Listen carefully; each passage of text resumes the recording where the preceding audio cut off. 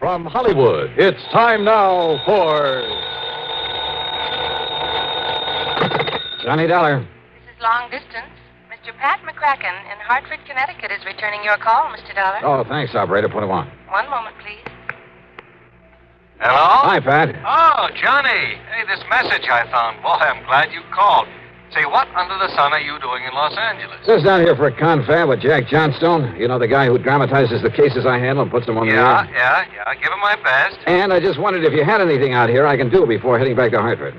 And if so, it'll give you a chance to put your travel charges on the expense account. What else? Oh. Well, Johnny, I got a wire from him just a few minutes ago. You contact Herb Schilling at the Greater Southwest Insurance Company right there in L.A. Okay, we'll do. And you can address your expense account to them. Right. Oh, Johnny? Yeah?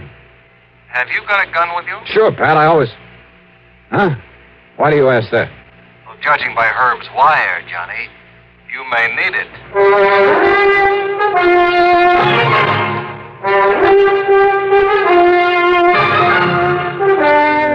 Bob Bailey in the exciting adventures of the man with the action-packed expense account. America's fabulous freelance insurance investigator. Yours truly, Johnny Dollar.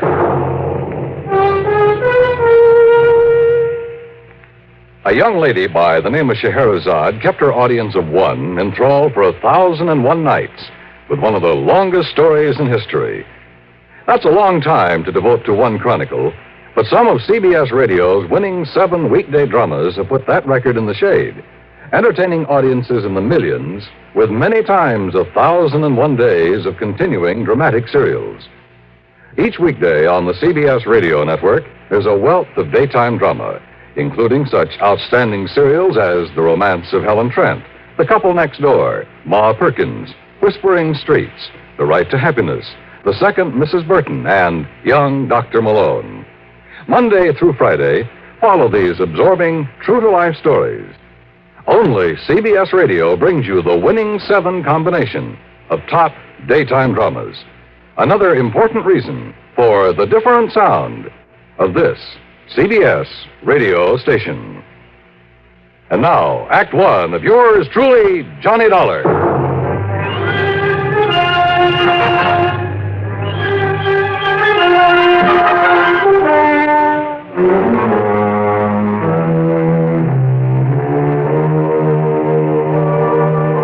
Expense account submitted by Special Investigator Johnny Dollar to the Greater Southwest Insurance Company, Los Angeles office. Following is an account of expenses incurred during my investigation of the Winsome Widow matter.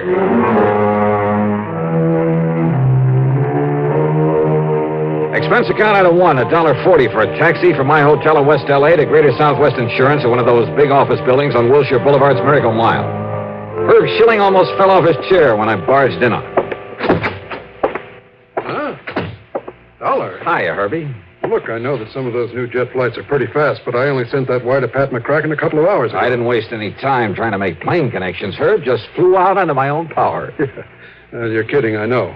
But where were you when you got the word from McCracken? Right here in your own fair city. Oh, I wish I'd known that. Even those couple of hours could have been saved. Oh? What's the big problem? A little matter of a liquor store holdup. Only I'm afraid this one wasn't so little. Then tell me all. Yeah, sit down. Johnny, for some reason or another, these places that sell bottle goods are a pretty frequent target for stick-ups. Here in Los Angeles, there have been quite a few of them over the years. I'm surprised you insure them. And needless to say, premiums are pretty high. And at least so far as our company's concerned, the policies are somewhat limited.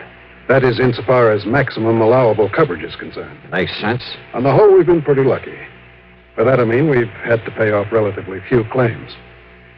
But now in the case of Willie Lehman... Who's Willie Lehman?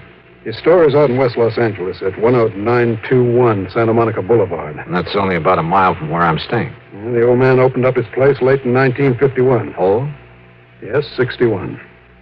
Early in 1952, he had his first holdup. The bandits got away with something over $900. So he bought some insurance from us. Well, go on. Since then, there have been 7 more attempted stick-ups there. A total of 8 in as many years, huh? Yeah.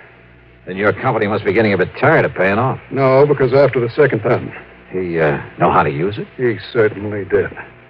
He had a lot of medals from some German outfit he was in during the last war. Anyhow, he suffered no more losses. That is, until last night. Oh, how much? In money? What else? Something like over $400 out of the cash register, as nearly as the police can figure from the register slip. Well, couldn't Lehman tell you how much? No. Because you see, Johnny, he also lost his life. Oh. And I take it you wrote his life insurance, too. That's right. $30,000. I see. Look, it's a little late in the day, but you want to go out there, check with the police? Sure. I'll be in touch. Item 2, $50, deposit on a drive-your-own car. I passed up 10921 Santa Monica Boulevard and went right on out west to West L.A. Police Headquarters. There I ran down Sergeant Mike Kirby, who was covering the whole affair. Mike turned out to be a young, alert guy on the ball and completely cooperative. That's right, Dollar. 8 times since he opened the place in 51. And that's way out of line. Yeah, I should certainly think so. And the last 3 stick-ups have been within the past 10 weeks. Sergeant, my contact at the insurance company, Herb Schilling, tells me that Willie Lehman managed to fight off most of the bandits. He told you right, Dollar. Lehman was not only a crack shot, but I guess he was pretty quick on the draw. It was only last month that he killed one of the 2 men that tried to hold him up. 2 men? What about the other? I'm way ahead of you. Huh? We find that other man, we find the killer. Probably. It would seem like a pretty safe bet. But look, Mike, if there were so many tries at this one place and so many all at once... Stakeout? Sure, somebody watching over the place. We tried it. As long as we had somebody there, you know, sitting in the back or working behind the counter or just watching from across the street, nothing happened. But the minute we took them away, bing, another holdup try. Somehow they seemed to know whenever we had the place under surveillance. And more important, when you didn't. Oh, what have you got to work on?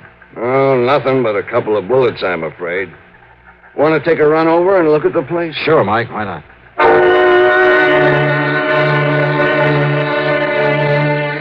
The liquor store was closed, but there were lights on in the living quarters above it. We knocked a couple of times, but got no answer, so Mike used the key that he had. He and his men had been careful to leave things as they'd been at the time of the killing. He was lying right there, Dollar, as though he'd come around the end of the counter. Uh-huh. Near that door to the back room, huh? Yeah. That door also leads upstairs to the apartment. He must have taken a couple of shots at the bandit. You see where the bottles were broken over on the shelf? Yeah. No bloodstains or anything. I guess he missed for once. But not the bandit. Caught him right in the heart, Johnny. Bullet went in at the right shoulder, then down through his heart and stopped against the lower left rib. Of course, until you get a lab report on that bullet. Huh? Well, it must be his wife. The wife, she didn't answer when we knocked on the door. Good evening, Mrs. Lehman. Oh, no. Are you here again? Gee, Sergeant, do you have to come around at all hours? Oops. Hold everything. Lehman had been 61, but his wife, Gloria, couldn't have been more than 30. Tall, dark, she was obviously very proud of her highly commendable figure. Yeah, and she was pretty. That is, almost. Maybe it was just a little too much makeup, especially around the eyes that she knew how to use so well. A little bell had rung in the back of my head. Yeah. And since I'd noticed a phone booth at the gas station next door, item 3, 10 cents for a call. Johnny. That's right, Herb, and I'm sorry to call you at home. That's all right, Johnny. But there's one thing I forgot to ask you about when I talked to you. Yeah, what's that? Who's the beneficiary of old man Lehman's life insurance? Why, his wife, Gloria, Johnny. Thank you, Herb Schilling.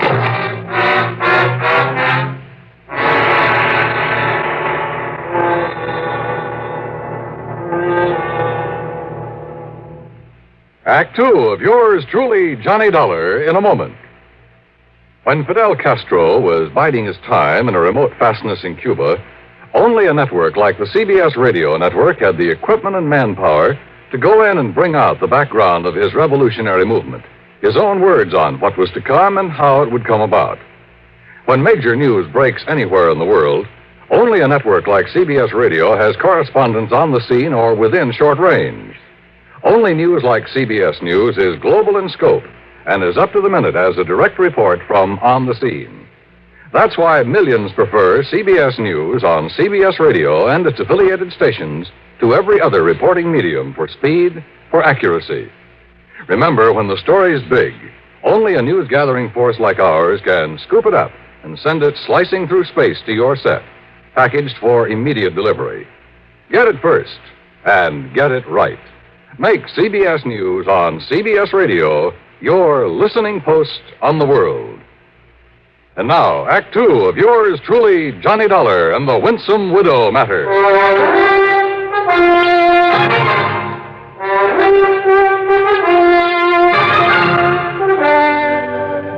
After the phone call to Herb Schilling, I went back into the liquor store where Sergeant Mike Kirby was still talking to Lehman's widow, Gloria. You mean you don't plan to reopen the store at all, Mrs. Lehman? Not if I can help it.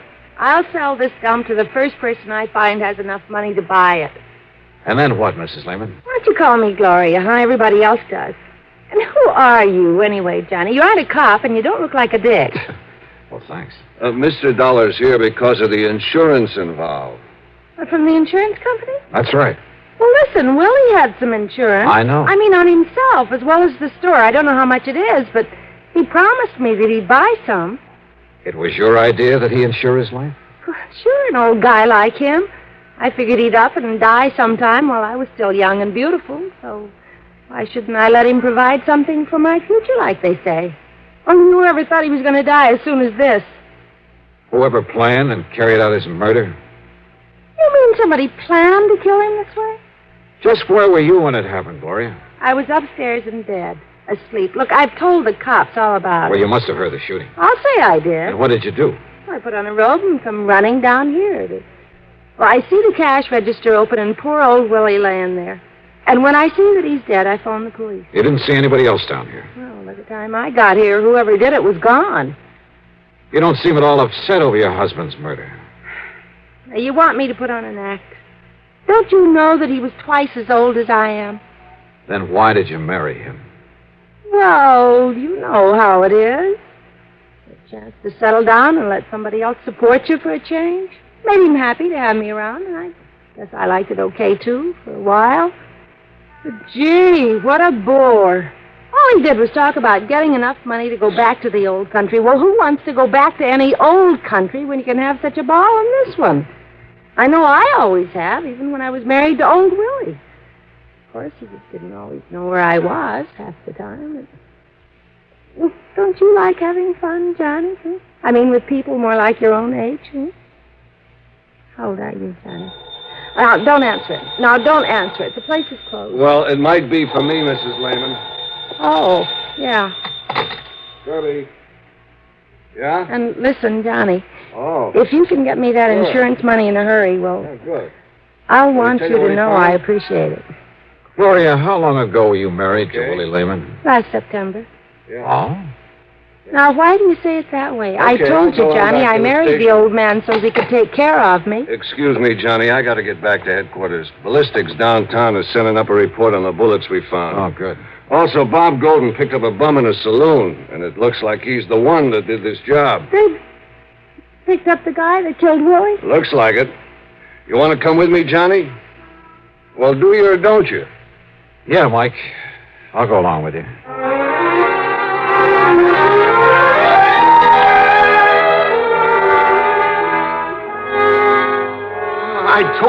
I told all those other cops. I'm the guy that heisted the dough out of Lehman's Liquors last night. Then you shot and killed him, Benny. Oh, no.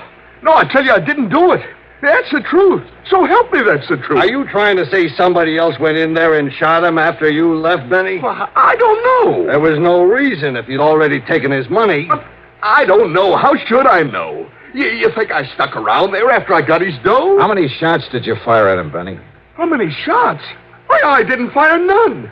You saw that gun the cops took off of me. It was made of rubber. That's all it was. It was made of rubber. If I hadn't got stupid and gone out and got drunk and showed it to somebody and told them how I got away with the money from that liquor store with it, you think these dumb cops had ever got wise to me? You didn't fire a single shot? How could I? I wave my rubber gun at him. He reaches under the counter. He comes up empty, so he gives me the dough and I leave. You're lying, Benny. You make a paraffin test, Mike. Yeah, and I think this is the result of it. Well, Conroy? The paraffin test was negative, Sergeant. No sign of powder on either of his hands.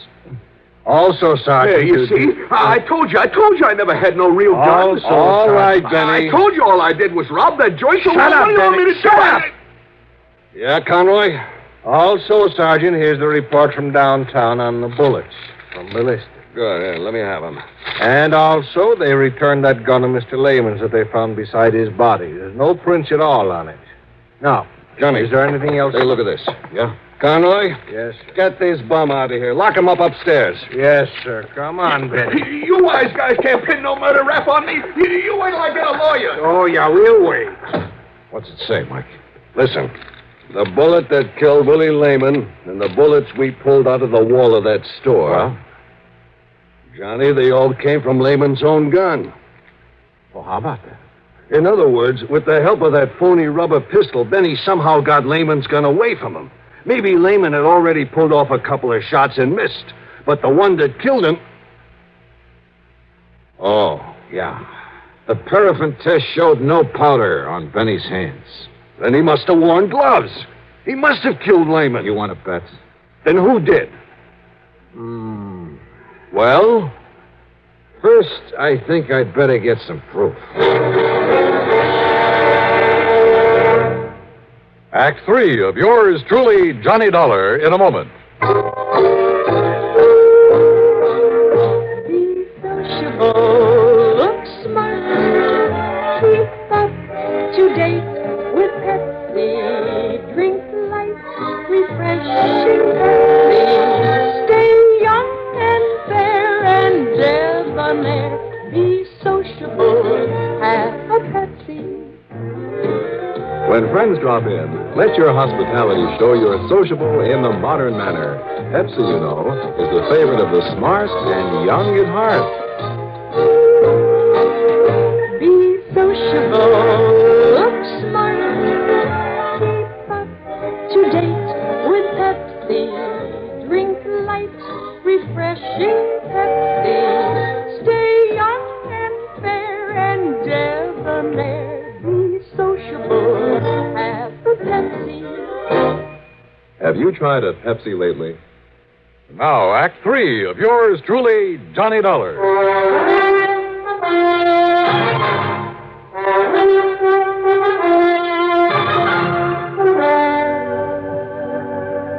Listen, Mike, you're overlooking one thing. Like what, Johnny? That Benny's a shaky old bum, a wino. Suppose he'd gone into that liquor store with a real gun instead of that phony little rubber one you boys found on him. Well? You think for a minute he could have stood up against a crack shot like you say Lehman was? Well, now, that's Of course beside... not. Now, could he get Lehman's gun away from him and kill him with it? Ever since he kept the gun in that store, not a single hold-up man has got the better of him. He even killed one of them a month ago. That's very true. All right. Now, I think I can get your killer for you. Only you have to let me get her my own way. Her, that's right. You mean Lehman's wife, Gloria? That's right. Johnny, I thought of her, too. Motive, opportunity, everything. But proof. Let me handle it my own way. But if she didn't do If I'm wrong, it won't be any reflection on you, on your record. Oh, I see what you mean. Okay, we'll take my car. And you gotta promise me one thing. What's that? That you'll stay outside, that you won't make any move until I ask you to, no matter what happens. Well, now, Johnny... Otherwise, you can try hauling her in yourself. But, of course, if you're wrong about her. Okay, Johnny, let's go.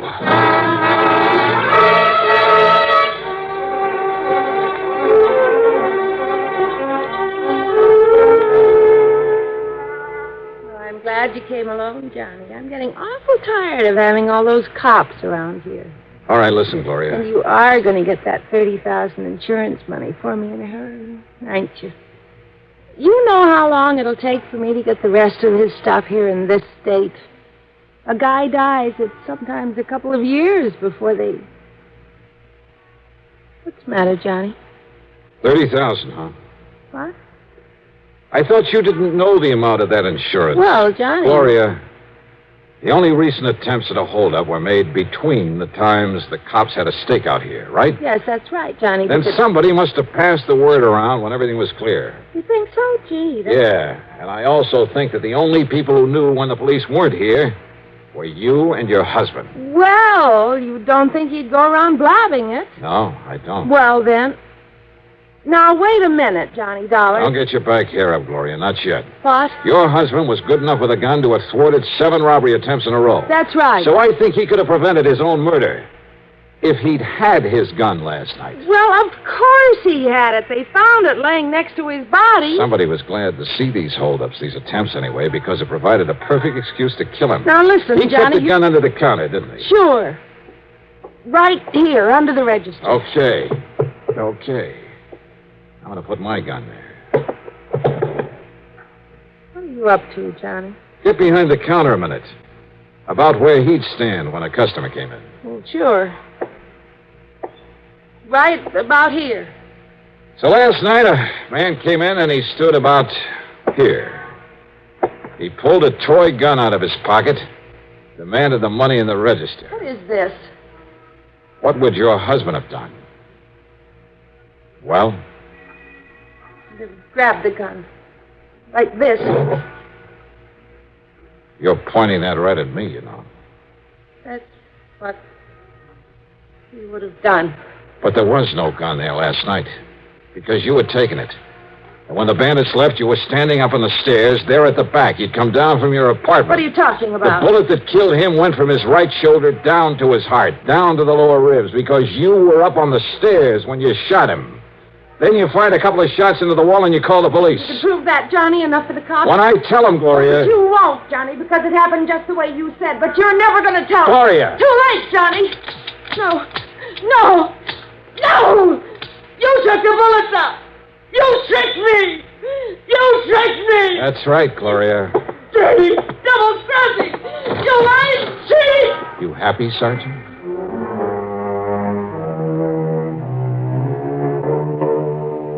Pretty obvious, I guess, right from the beginning. But as I said, getting proof, or in this case, a confession, isn't always so easy. Anyhow, expense account total, including mileage on the rental car and the trip back to Hartford, well, call it $250 even. Okay? Yours truly, Johnny Dollar.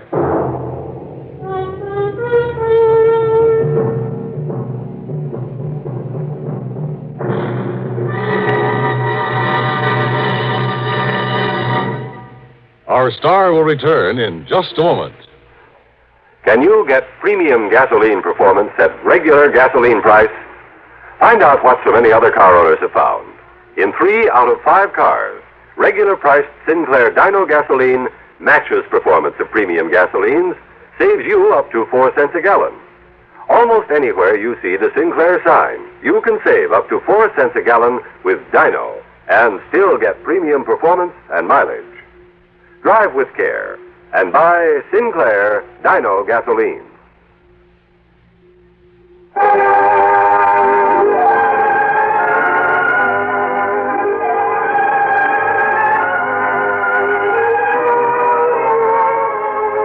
Yours truly, Johnny Dollar, is written by Jack Johnstone, produced and directed by Fred Hendrickson. Johnny Dollar is played by Mandel Kramer. Also featured in our cast were Jackson Beck, Joseph Julian, Jack Grimes, Bob Maxwell, and Peter Fernandez. Music supervision by Ethel Huber. Sound patterns by Walter Otto. Tomorrow begins a new week's hilarity with Arthur Godfrey Time on the CBS Radio Network.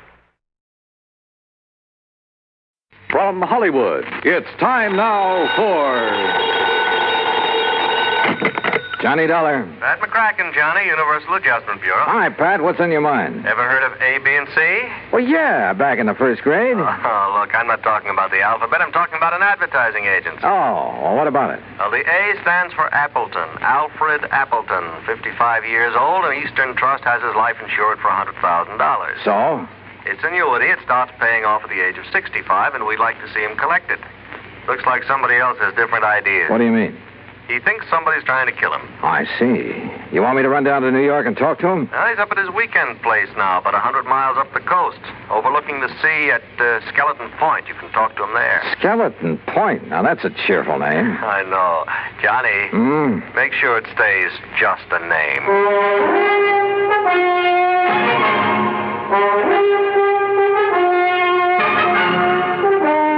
Bob Bailey in the exciting adventures of the man with the action-packed expense account. America's fabulous freelance insurance investigator. Yours truly, Johnny Dollar.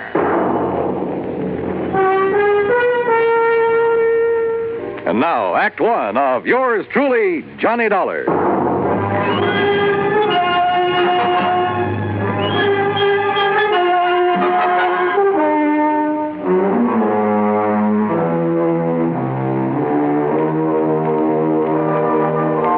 Suspense account submitted by Special Investigator Johnny Dollar to the Eastern Trust and Insurance Company, Hartford, Connecticut. Following is an account of expenses incurred during my investigation of the 11 o'clock matter.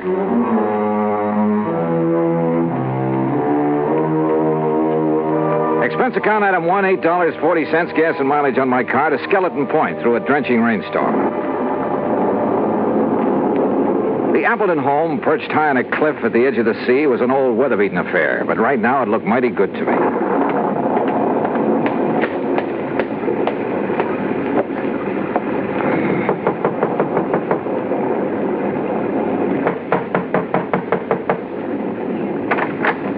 Yes. Is this Mr. Appleton's house?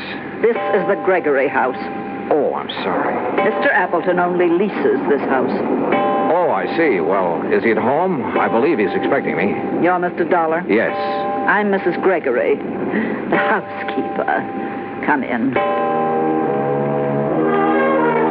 Mrs. Gregory had a strong, determined face and dark, metallic, piercing eyes. She took my coat and pointed to a door across the entry hall. I was conscious of her eyes following me as I entered the library to find two men seated in front of an open fire. Johnny Dollar? Yes, sir. I'm Al Appleton. This is my attorney, Grant Hillman. Well, how are you, Mr. Dollar? Well, a little damp, Mr. Hillman. Oh, yeah, here. Sit down to the fire, dry out. Oh, thanks. Ooh, feels good. And slightly warmer than the welcome the housekeeper gave you, I imagine. Mrs. Gregory? Well, she did seem a little reserved. She's a widow, owns his house. But I love the place, so... anyway, I'm glad you came. I understand there's been some sort of attempt on your life, Mr. Appleton. Well... Mr. Appleton has received several, crank notes lately. We thought it wise to take what precautions we could. Have you notified the police, Mr. Hillman? No, I vetoed the idea, Johnny. Oh, why, Mr. Appleton? I didn't want that kind of publicity right now. My advertising agency's right in the middle of landing a fat new account. Your agency is A, B, and C. That's right. Who are B and C? C is nobody. Tom Baker and I liked the idea of ABC, but we didn't have any other partners, so C just stands for company. Oh, this Tom Baker is your only partner, then? He was. There's some question as to whether he still is. I don't follow you. Al, I don't think there's any need to go into that now. I guess you're right, Grant. Anyway, I don't want to accuse Tom of anything until I've had a chance to go over the books this weekend. Al, did I hear someone at the door a moment? This is Johnny Dollar, Laura. Mr. Dollar, my wife. Oh, I see. How do you do, Mr. Dollar? Mrs. Appleton? Dollar, the crank letters Al has been getting are up in my room. I'll bring them down. Okay, Mr. Hillman. You'll stay overnight with us, won't you, Johnny? Now, haven't you imposed on Mr. Dollar enough, dear? Perhaps he has business back in the city. Nonsense. And with that storm out there, I'll have Mrs. Gregory make a room for him. Well, would you like a drink, Mr. Dollar? No, thanks. Mrs. Appleton, you seemed rather surprised when you saw me here. Oh, did I? Almost as though you were expecting someone else. Someone else? Why, no, I wasn't expecting anyone in particular. Well, perhaps I just... Wait, hold it. What's the matter? That flash of lightning, there's someone outside that window. Oh, no, you must be wrong. Stay right here. I grabbed my coat and went out into the storm. Because of the prowler, sure. But also because of Laura Appleton. Because she'd been staring at that same window, shaking her head quickly as though warning someone. But outside in the downpour, in the mud, I could see no one, no footprints. Finally, I went back inside, to the phone in the entry hall, to call the local police. But the phone was dead. Maybe the storm had knocked down the lines. Yeah. Or maybe someone just wanted to make sure we'd have a nice, cozy weekend, undisturbed. And my hunch was, it might be too cozy for comfort. Act 2 of yours truly, Johnny Dollar, in a moment. And now for another episode in the life of Sergeant Donald Bellwether, my husband.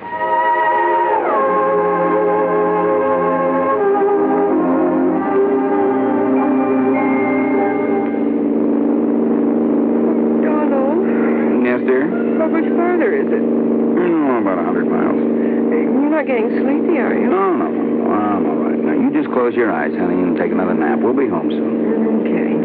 You stay awake now. Yeah, I will. I still think we should have stopped in the hotel. Every time you're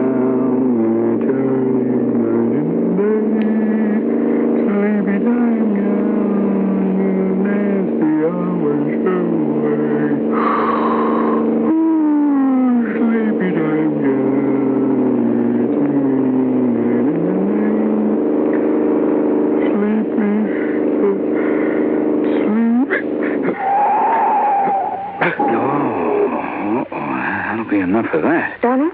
Huh? Donald, are you awake? What happened? No, nothing, Reba. It's all right. I guess I'm getting a little sleepy, that's all. I'm going to stop a while, take a little nap. It's a good idea. So, what if we do get home later than we planned? At least we'll arrive in good health. Yeah, you're so right. About 1,800 American drivers lose their lives each year because they fall asleep at the wheel. Well, I'm just not going to make it 1,801.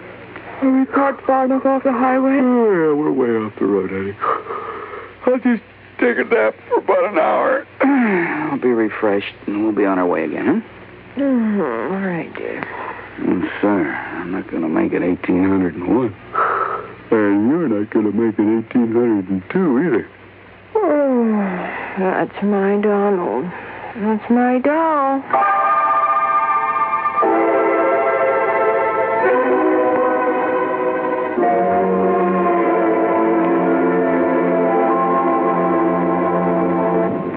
And now, Act Two of yours truly, Johnny Dollar, and the 11 o'clock matter.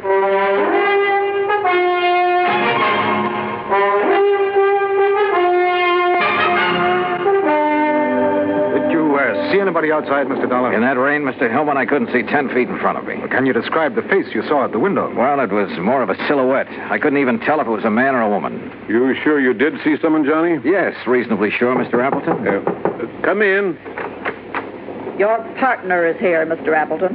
Tom Baker? Hello, Al. I thought I'd surprise you. I tried to call you earlier, but your phone was out. Well, this is a surprise. Well, I'd like you to meet Johnny Dollar. Hi. Tom, you're soaking wet. My car hit a big puddle about half a mile down the road and quit on me. I had to walk the rest of the way.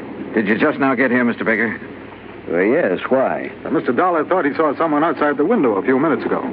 Oh, no, I just now got here. Well, I got some extra clothes up in my room that should fit you, Tom. Let's get you changed before you catch cold. Thank you, Hellman. Oh, look, this rain is getting all of us down. Why don't we live a little? Huh? Al, how about going down to the beach house, building a fire, playing some records, having some drinks, huh?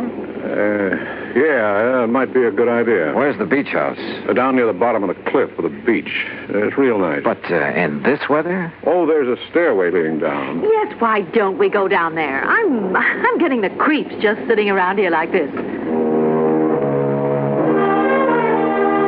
So we went down to the beach house. The rain had let up a little, but nobody seemed to feel much like a party. We just sat there in front of the fire, not saying much. Once or twice I thought I detected Laura Appleton and Tom Baker exchanging quick glances, but I couldn't be sure. That's the intercom from the house, Al. Oh, yeah, I'll get it. Yes? Oh, yes, Mr. Gregory. You can go on to bed. We won't be needing you anymore tonight. You know, bed sounds like a good idea. Oh, it's almost 11 and I'm beat, so if you'll excuse me. Oh, sure. Well, why don't we all... Al, could we have our talk now? Oh, okay, Tom, if you insist. Laura, why don't you fix us another drink? All right, Al. How about you, Mr. Dollar? Yeah, I'm with you, Hellman. Let's go on up to the house.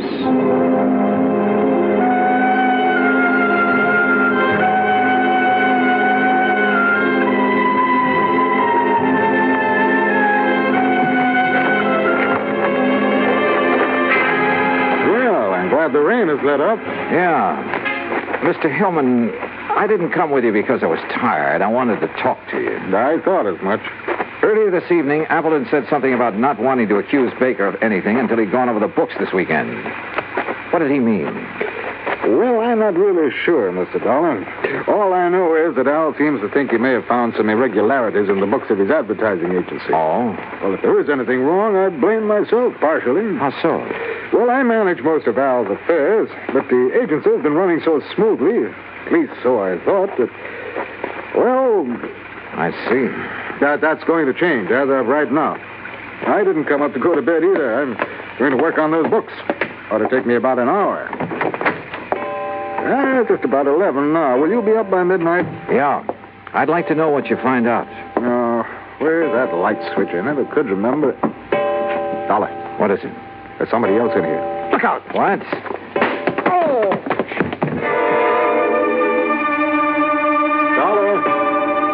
Dollar! I guess I was out only a few seconds because the clock was still striking when Hillman brought me to. Dollar, are you all right? What? Yeah, I guess so. I grabbed at him, whoever he was, but he knocked me loose. By the time they got the lights on, he was gone. Oh. Lucky for you, he only stunned you momentarily. Oh, brother. Hillman, did you see where he went? Well, he didn't leave by this front door here, I'm sure of that. Then he must be still in the house.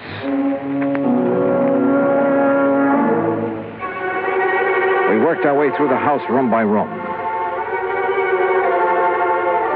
Finally, 10 minutes later, we stood by an open window in a back room. Well, there's our answer.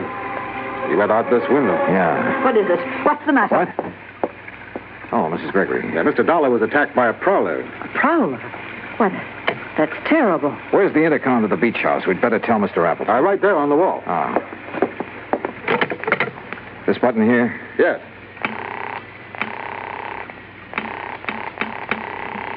No answer. Come on, Hillman, let's get down there. We pounded out of the house and along the path to the edge of the cliff.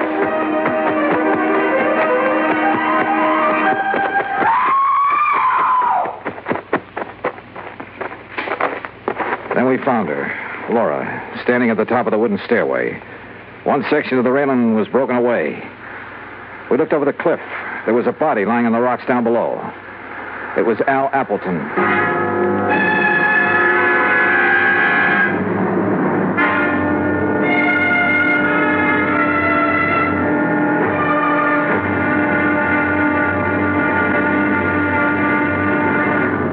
Act 3 of yours truly, Johnny Dollar, in a moment. Do you know who said, democracy is based upon the conviction that there are extraordinary possibilities in ordinary people? Those words came from the American religious leader, Harry Emerson Fosdick. From the earliest days of the United States of America, there has been the sentiment that the average person can achieve an important goal if he is given an environment in which he can develop his capabilities to the fullest extent. An environment in which the individual is given the rights and privileges that he needs for development. It is the duty of every American to protect and stimulate this environment. Remember the words of Harry Emerson Fosdick. They are part of your American heritage. The extraordinary possibilities of ordinary people are inherent in American democracy. And now, Act 3 of yours truly, Johnny Dollar, and the 11 o'clock matter. We stood on the stairway at the top of the cliff looking down at Appleton's body on the rocks below. That is, Hillman and I did. Laura Appleton was in a state of shock, and we couldn't get much sense out of her. We had Mrs. Gregory take her back to the house, then Hillman and I got a flashlight and climbed down the rocks to Appleton's body. Dead, Mr. Dollar. We'd better not move that body until the police get here. Yeah. Let's see. His wristwatch stopped at 10 after 11. It's 11:30 now. Right. And because the clock was just striking 11 when I got hit over the head in the entry hall... Yeah, so then we must have spent 10 or 15 minutes searching the house for that prowler. Meantime, he or somebody else was shoving Appleton over the cliff. Somebody else? There were a couple of people with Appleton down at the beach house. Laura and Tom Baker. I'd forgotten about Tom. Where is he? Right now, Hillman, that's a very good question. We went back to the house. The phone was working now, so I put in a call to the local sheriff's office. But all the units were out on call. They'd send somebody as soon as they could. I started for Laura Appleton's room. Grant Hillman overtook me in the hall.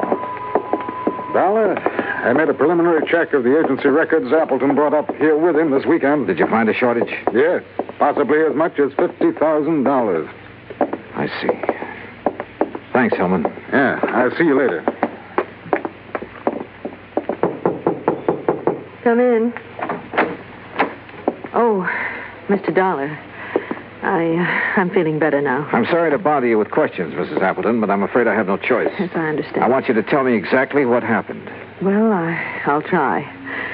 After you and Grant Hillman left the beach house, my husband and Tom Baker and I sat there a few minutes, and then Tom left. I see.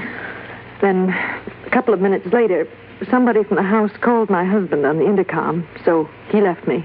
What time was that? Oh, a few minutes after 11, I guess. Uh-huh. What happened then? I sat there a few minutes longer. Then I I just didn't feel like sitting there alone, so I started up the stairway. When I got to the top, I saw that the rail had been broken away. I looked over the edge. Okay. Mrs. Appleton, why did Tom Baker come here this evening? Why, I don't know. I think you do. What? You tried to warn him when I saw his face at the window earlier. His face? And the two of you kept exchanging glances all evening. I know you're wrong. Listen, Grant Hillman's in a position to know something about your husband's business affairs, isn't he? Well, of course. Why? Your husband suspected a shortage. Hillman confirmed it a few minutes ago after going over the records. Oh, but surely you don't think that Tom Baker Baker was your husband's partner. Maybe he came up here to try to square things with him. Was that it? No. Oh, all right. Tom did come up here to talk to my husband. What about? I was going to ask for a divorce. To marry Tom Baker? Oh, I know it sounds sordid now after what's happened, but it wasn't that way at all. Tom and I wanted everything in the open. We wanted to tell Al. But I didn't realize that you and Grant were going to be here this weekend. That's why I tried to signal Tom not to come in. Go on. Down at the beach house, he wanted to talk to Al, but, well, I guess he couldn't bring himself to it. That's why he went for a walk. And you haven't seen him since? No. Oh, Mr. Dollar, I know my story doesn't sound very convincing, but if you're trying to suggest that either Tom or I killed my husband... Yeah? Dollar, could I see you a minute? Oh, sure. I'll talk with you later, Mrs. Appleton. What is it, Hellman? Tom Baker just walked in. Baker? Yes, I thought you'd want to talk to him. I sure do. Look, Mrs. Appleton claims somebody called her husband at the beach house on the intercom a few minutes after 11.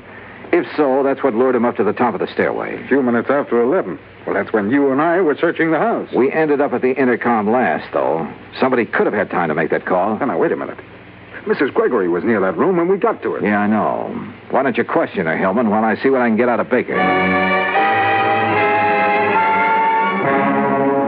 For the fifth time, Dollar, I didn't have anything to do with it. I went for a walk on the beach. I didn't even know Appleton was dead until Grant Hillman told me a few minutes ago. I'm telling you the truth. Yeah, well, I'm afraid we'll have to let the police decide that, Baker. Sheriff Station, Maloney. Hello, Johnny Dollar at the Appleton place. I'm still waiting for one of your units. Oh, yeah, we're sorry, Mr. Dollar. We've had a lot of calls on account of the storm. Well, you're not the man I talked to when I called before. No, that was Harris. He went off duty at 1. He left me a message about your call, and we'll have somebody up there within 15 minutes. Okay, thanks. That's funny. Well, Mrs. Gregory denies making that call on the intercom, Dollar. Huh? Oh, yeah, okay, Helen. Well, what's the matter? Something that sergeant said over the phone. Hey, wait a minute. What time have you got? Why, 10 minutes of 1? Yeah? That's what my watch says, too. But according to the sergeant, it was after 1. I checked the big clock in the entry hall and the one in the living room. They both agreed with my watch, 10 minutes of 1. I slipped outside, unlocked my car door, and looked at the clock on the dashboard. It read 10 after 1. When I felt a gun in my back, I realized I'd come up with the answer a little too late. It's a pity, Dollar. I thought I had a foolproof idea, but I hadn't figured on your locking the car. So it was you hit me over the head when the clock was striking 11. Who called Appleton at the beach house, lured him up the stairway, and shoved him over. Then came back and reset my watch and the clock so I'd hear it still chiming 11 when you brought me to. I thought I'd only been out a few seconds.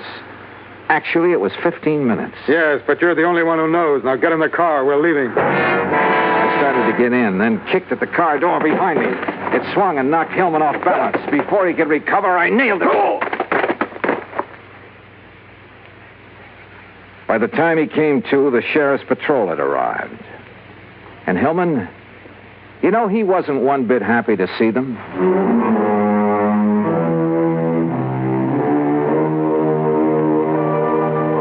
Expense account item 2, $13 even. Transportation back home. Total expenses, $21.40. And a real bargain, if I do say so myself.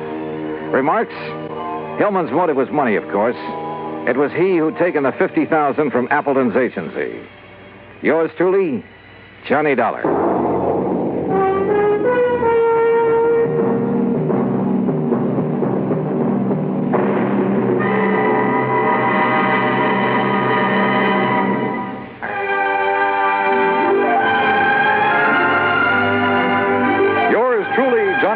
starring Bob Bailey, originates in Hollywood and is produced and directed by Jack Johnstone. Today's story was written by Robert Wright. Heard in our cast were Eleanor Audley, Paula Winslow, Larry Dobkin, Will Wright, Ben Wright, and Harry Bartell. Be sure to join us next week, same time and station, for another exciting story of yours truly, Johnny Dollar. This is Dan Cubberly speaking.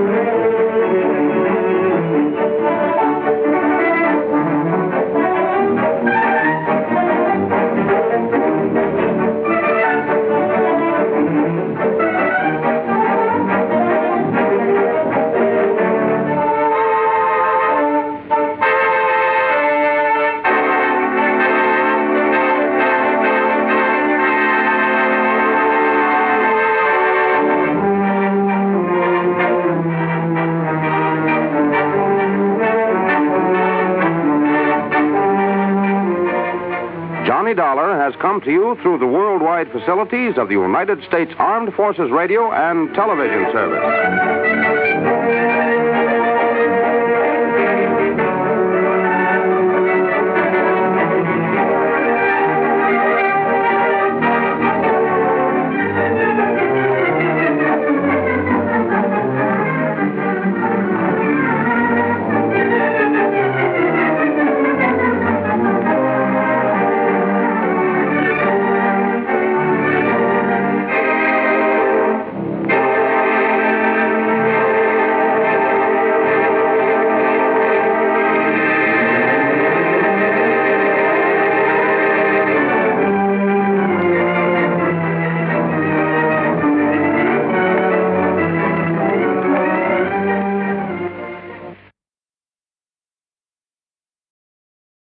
From Hollywood, it's time now for Johnny Dollar. Fred Wills, Surety Mutual Limited, Johnny. Oh, hi, Fred. What's on your mind? At the moment, San Francisco. Oh, nice town to have on your mind. What's new out there? That's what I hope you're going to tell me. What do you mean? Johnny, there's an importer out there named Andrew Foreman. We're carrying a $50,000 policy on his life. So? So have you ever heard of an importer getting exported? I don't get you, Fred. I'm afraid that's what's happened to Foreman. Last night he disappeared. I'm on my way.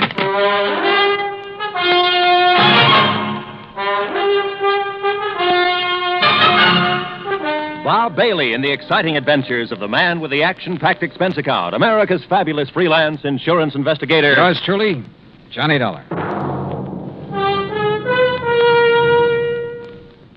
And now, Act One of yours truly, Johnny Dollar.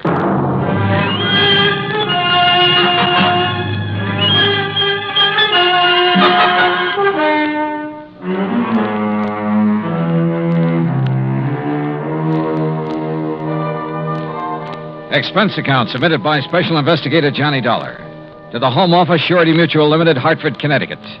Following is an account of expenses incurred during my investigation of the Blinker matter.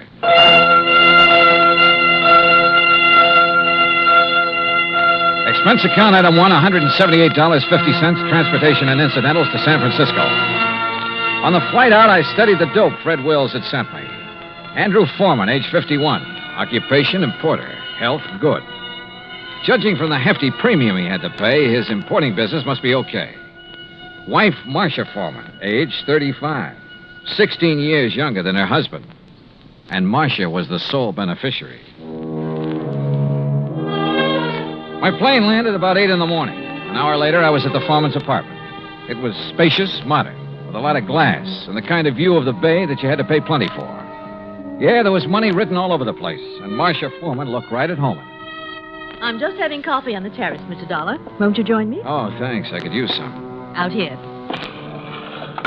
Oh, you sure got a beautiful view here. Yes. I never get tired of watching the bay, the ships. There's always something going on. Oh, here you are. Thanks. What is it, Mr. Dollar? Oh, Just looking up the bay. Alcatraz? Yeah. Such a grim-looking place. Yeah, it's a real exclusive club. But I managed to get a couple of new members into it. I don't think I care for the kind of job you have, Mr. Dollar. Trouble wherever you go. Suppose we talk about your troubles. All right. I told the police all I know when I filled out the missing persons report. But I'll go over it again for you. If you don't mind. Your husband disappeared the night before last. Yes, that's right. What time? I'm not sure. Oh? Around 9 o'clock that night, somebody came to see him. A strange sort of man. How do you mean strange? Well, he was dressed in rough clothes, a seaman's jacket. He said he was an old friend of my husband's. Did he give you his name, Mrs. Foreman? Only Blinker. Blinker? Yes, he said that's what everybody called him. I guess because he kept blinking his eyes very rapidly. I see. Well, I showed this Blinker person into the den where my husband was and left the two of them together. Uh-huh. A few minutes later, my husband came out and told me he was going to drive Blinker downtown and find him a hotel room. So I went to bed. I was tired and went right to sleep. And? Well, my husband and I have adjoining bedrooms. When I went in to call him yesterday morning, he was gone. The bed, it hadn't been slept in. I called his office thinking he might have decided to work late, but they hadn't seen him. Then you called the police. Yes. Mrs. Foreman, had your husband ever mentioned this man Blinker before? No, I'm quite certain he hadn't. Can you describe him? Well, he wasn't above medium height. Age, maybe in the 40s. A scar on his right cheek, a thin nose, and dark, rather beady eyes. I'm afraid that's the best I can do. Well, considering that you only got a brief look at him, I'd say that was a pretty complete description. Mr. Dollar, do you think this person Blinker could have done anything to my husband? I don't know, but I'm sure the police are looking for him. Just one more question, Mrs. Foreman. Suppose Blinker had nothing to do with your husband's disappearance. I'm afraid I don't follow you. Oh, well, what I mean is, can you think of any reason at all, why your husband might want to disappear? No, Mr. Dollar. Absolutely not.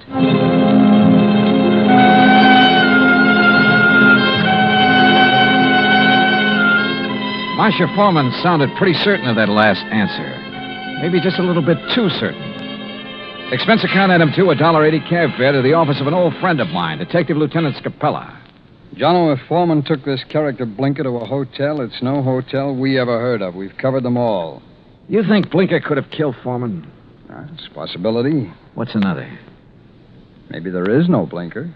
Yeah, Scapella, I thought about that, too. Jono, didn't it hit you there was something strange about Mrs. Foreman's story? She said she let Blinker in the apartment. She showed him to the den. Now, she could have only seen him a couple of minutes. Yet she rattled off a complete description of him. Yep. Sure is to me, Scapella, right between the eyes. And the way she described it. Yeah, I know. Seaman's jacket, beady, blinking eyes, scar on the right cheek. Oh, he sounds real distinctive. Real distinctive. Or real faked. Well, the trouble is, smelling a fake's one thing. Proving it's another. What have we got for a motive? For one thing, $50,000. She was Foreman's sole beneficiary. It's interesting. That's real interesting. Excuse me, Johnny. Capella. Oh? Oh, yes. What? I see. Yes, okay. Yes. All right, thanks, Mr. Arnold. John, it looks like we better back up and start all over. What do you mean? That was Wayne Arnold. That's Foreman's attorney. He had a telephone call this morning. From Foreman? No, but from somebody just as interesting. Blinker. Yeah, Blinker.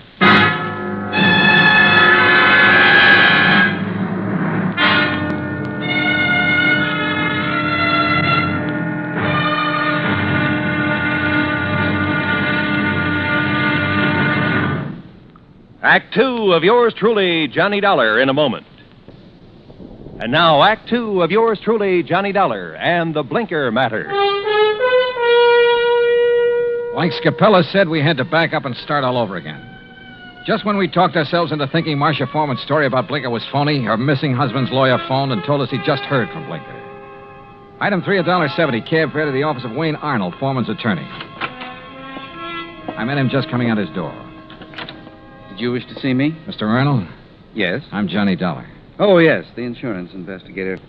Mrs. Foreman told me you'd been questioning her. Look, I'm sorry, but I'm in rather a hurry. I have an appointment, and I'm late for it. Sorry, but this will only take a minute or two. I was in Lieutenant Scapella's office when you phoned a while ago about this man Blinker, Mr. Arnold. Oh, yes.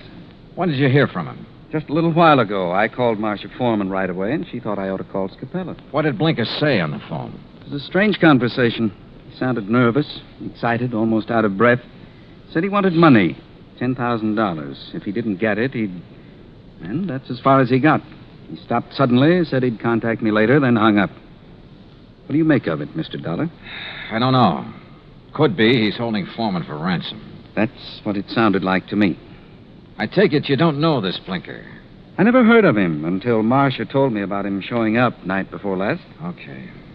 Just one more thing, Mr. Arnold. How long have you been Foreman's attorney? 3, 4 years. Why? Any reason you know of why he might want to disappear? None that I can think of. Another woman, maybe? I doubt it very much. How about his importing business? As far as I know, it's in excellent shape. Okay. Thanks, Mr. Arnold. Mr. Dollar. Yeah? This man Blinker, why would he have it in for Andrew Foreman? Good question, Arnold. Sorry I don't have an answer to it. I went down the elevator and outside. I stopped at the corner to get some cigarettes, and that was my first lucky break. Because just as I was leaving the counter, I saw Arnold come outside. And the way he looked up and down the street made it plain he wanted to see if anybody was watching him. He got into his car and drove off. I grabbed a taxi, that's item 4, and trailed him. He drove into Golden Gate Park and stopped. I got out down the road and worked my way toward him behind some bushes. Pretty soon, a woman came over and got into his car. I couldn't hear what they were saying, but I didn't need to. Because when I saw the kiss, I got the message. The woman was Marcia Foreman. I went back into town and waited for Marcia outside her apartment door. She showed up about half an hour later. What? Why, Mr. Dollar. What is it? Is something wrong? Yeah, something's real wrong, Mrs. Foreman. I want to talk to you. All right. Come in. But I've already told you all I know. The story you told me about this man, Blinker. There's no such person, is there? What? You and Arnold made it up. No, that's not true. What about you and Arnold, Mrs. Foreman? I don't know what you're talking about. Well, then tell me, did you enjoy your visit with him in Golden Gate Park an hour ago? Oh, that. Yeah. Well, all right, Mr. Dollar. Wayne Arnold and I have... Well, we've been in love for some time. Did your husband know? I'm not sure. We were trying to find the right time to tell him. I don't think he'd really have cared very much. Oh. My husband and I haven't gotten along very well the last year or two. I guess I really didn't know him when I married him. Mr. Dollar, this has nothing to do with my husband's disappearance. You must believe that. That's so. I didn't make up the story about Blinker. I didn't kill my husband, if that's what you're thinking. Has he been killed? I don't know. You've got me confused. If you didn't do it, how about Arnold? No. He'd have no reason. Besides, he wasn't even in town the night before last. I can check that. I know you can. Mrs. Foreman, maybe you're telling me the truth and maybe you're not. Sooner or later, I'm going to find out which. I am telling you the truth. Then can you give me any reason at all why your husband has disappeared? There's one possibility, Mr. Dollar. It might have something to do with his importing business. What's that mean?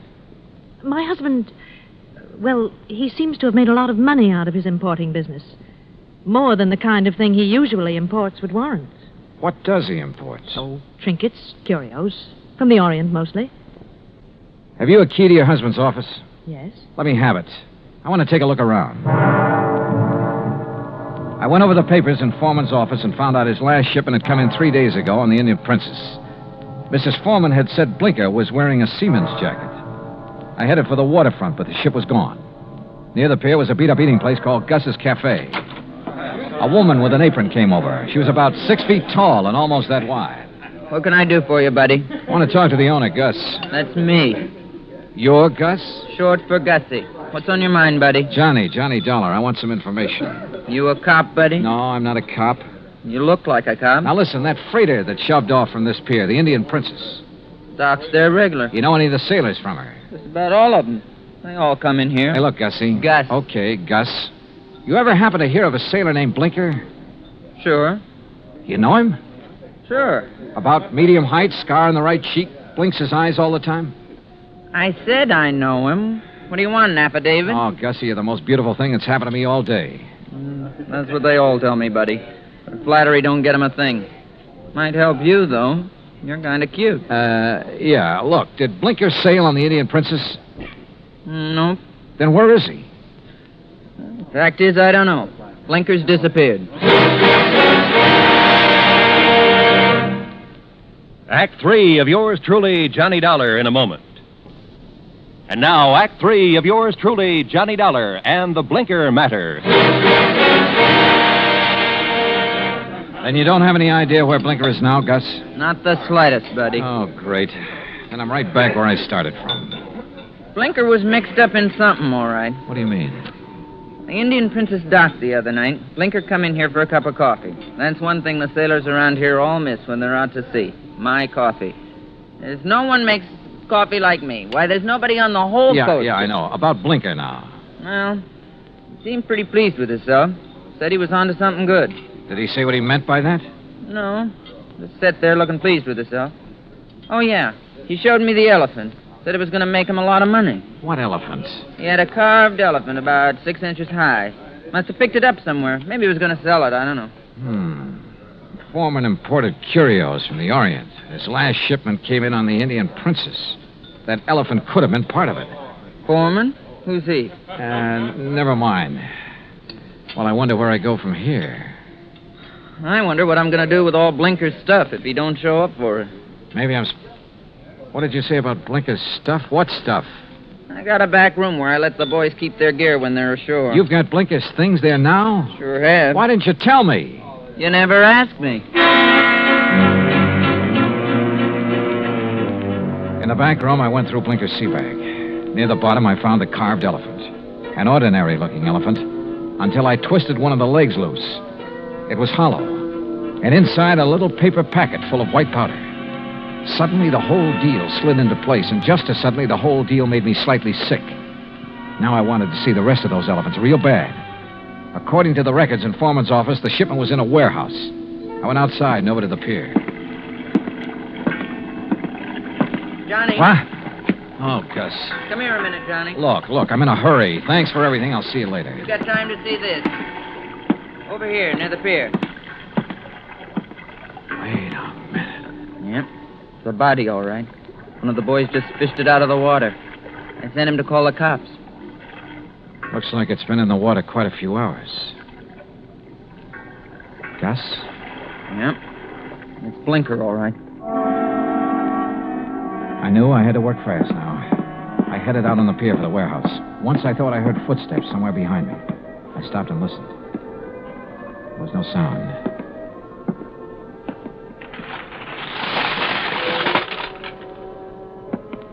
It was dark inside the warehouse, but with the help of matches, I located Foreman's shipment. I took a crowbar and opened one of the crates. It was full of carved elephants. I picked up one of them. Yeah, it had a hollow leg.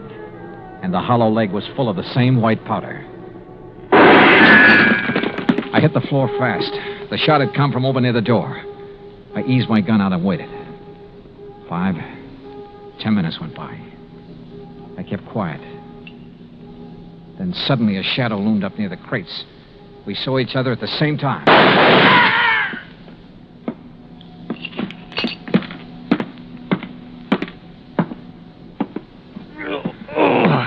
My shoulder. Well. The missing man himself, Andrew Foreman. Look, Blinker found out what you were importing in those carved elephants. He tried to blackmail you. I don't know what you're talking about. Oh, sure. You probably told him you'd pay off. That's when you drove him downtown night before last. Then you tried to kill him, but he must have got away. I tell you. You called your lawyer, tried to put the squeeze on through him. But he had to hang up in a hurry. You were probably getting close. You finally caught up with him, didn't you, Foreman? Look, you've got no proof of anything. Why should Blinker try to blackmail me? Like I say, he found out about the narcotics in those hollow elephants. It was put there without my knowledge. You have no proof I was involved. You know, Foreman, it doesn't much matter. You've got even bigger troubles than that staring you in the face. I don't understand. Blinker's body has been recovered from the bay. I wouldn't know anything about that. You got no proof of that either. No. There were 2 bullet holes in Blinker. 5 will get you 10. The slugs in him came from this gun of yours. The gun? Yeah. This is something that can be proved. Well? All right. I just didn't have any choice.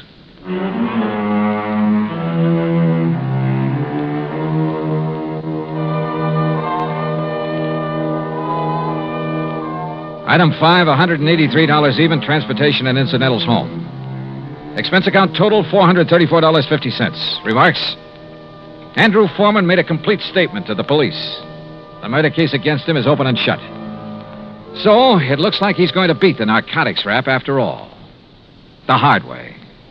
Yours truly, Johnny Dollar.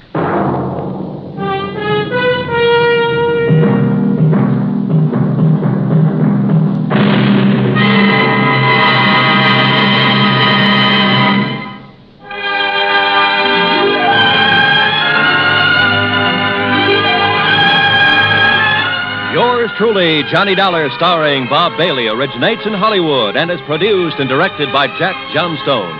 Today's story was written by Robert Stanley. Heard in our cast were Paula Winslow, D.J. Thompson, Harry Bartell, Stacey Harris, Vic Perrin, and Bob Bruce. Be sure to join us next week, same time and station, for another exciting story of yours truly, Johnny Dollar. This is Roy Rowan speaking.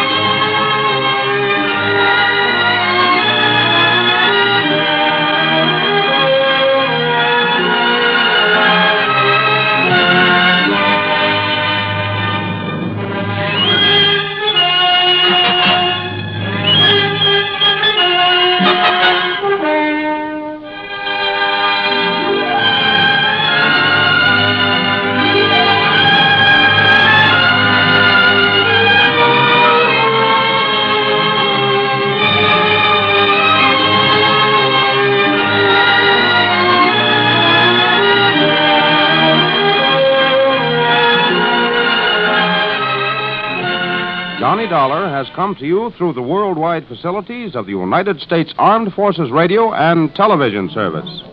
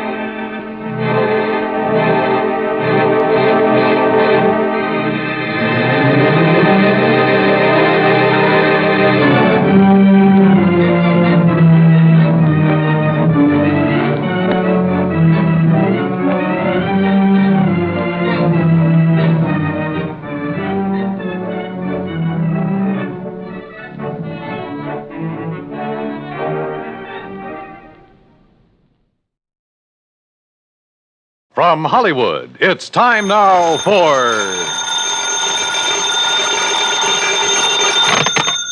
Johnny Dollar. Johnny, this is Ed Barrett at Tri-State Life and Casualty in New York. Oh, hi, Ed. How are you? A little sick at the moment. Oh, what's the matter? I was planning to go up to the fishing lodge of a friend of mine over the weekend, Tommy Hargrave. Oh, but now you've had to call it off, and, brother, I know exactly how you feel. No, Johnny, I don't think you do. Look, Ed, I'm a fisherman myself, and when something interferes with going... What was that? I just received word that Tommy had a car accident up there. Car rolled over on him. He was killed instantly. Oh, I'm sorry, Ed. Yeah. And company policy being what it is, since he carried $70,000 in insurance, double indemnity, since there was an accident involved, well, I got to order the usual investigation. Yeah, sure, I see. Who's the beneficiary? His wife, Mary. They get along all right? No, as a matter of fact, Now, look, Johnny, don't get any crazy ideas. Just go on up there and help her all you can. Oh, sure. Where, Ed? Place is called Shadow Hill, near the little town of Bethel. New York? Yeah, up in Sullivan County. The police department is a man named Skinner. Police? If everything's okay? It was Skinner who called me, that's all. Oh, yeah. Okay, Ed, I'm on my way. And if I dig up anything... Johnny, I assure you that everything's all right about this one. Oh, sure. You say that as though you don't believe it. Well, just my suspicious mind showing, I guess. Forget it.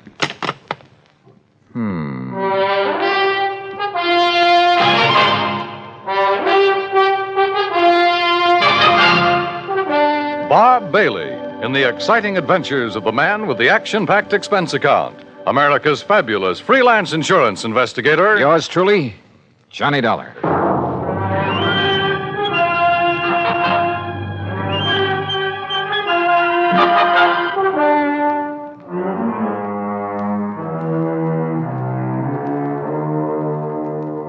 Expense account submitted by Special Investigator Johnny Dollar to the Tri-State Life and Casualty Insurance Company, New York, New York. Following is an account of expenses incurred during my investigation of the gruesome spectacle matter.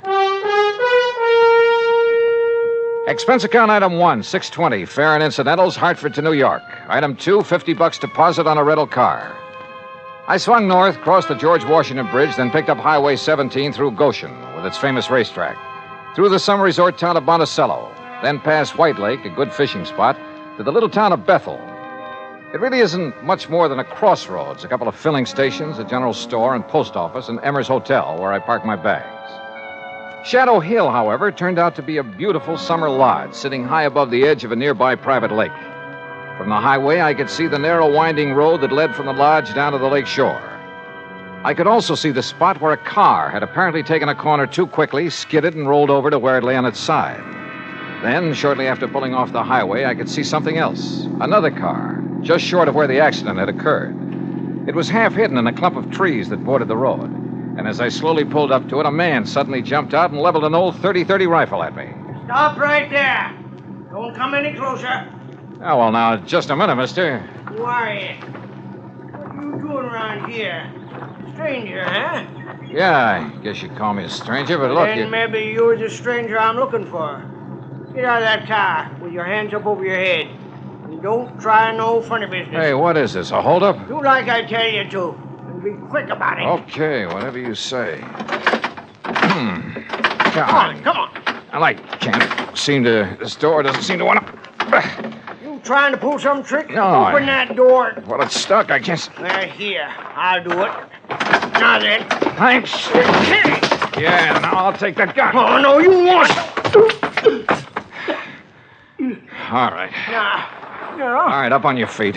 Now, just a minute, son. Turn around. Go on, turn around. You just look here, son. You just take it easy, old man, and remember I have the gun now.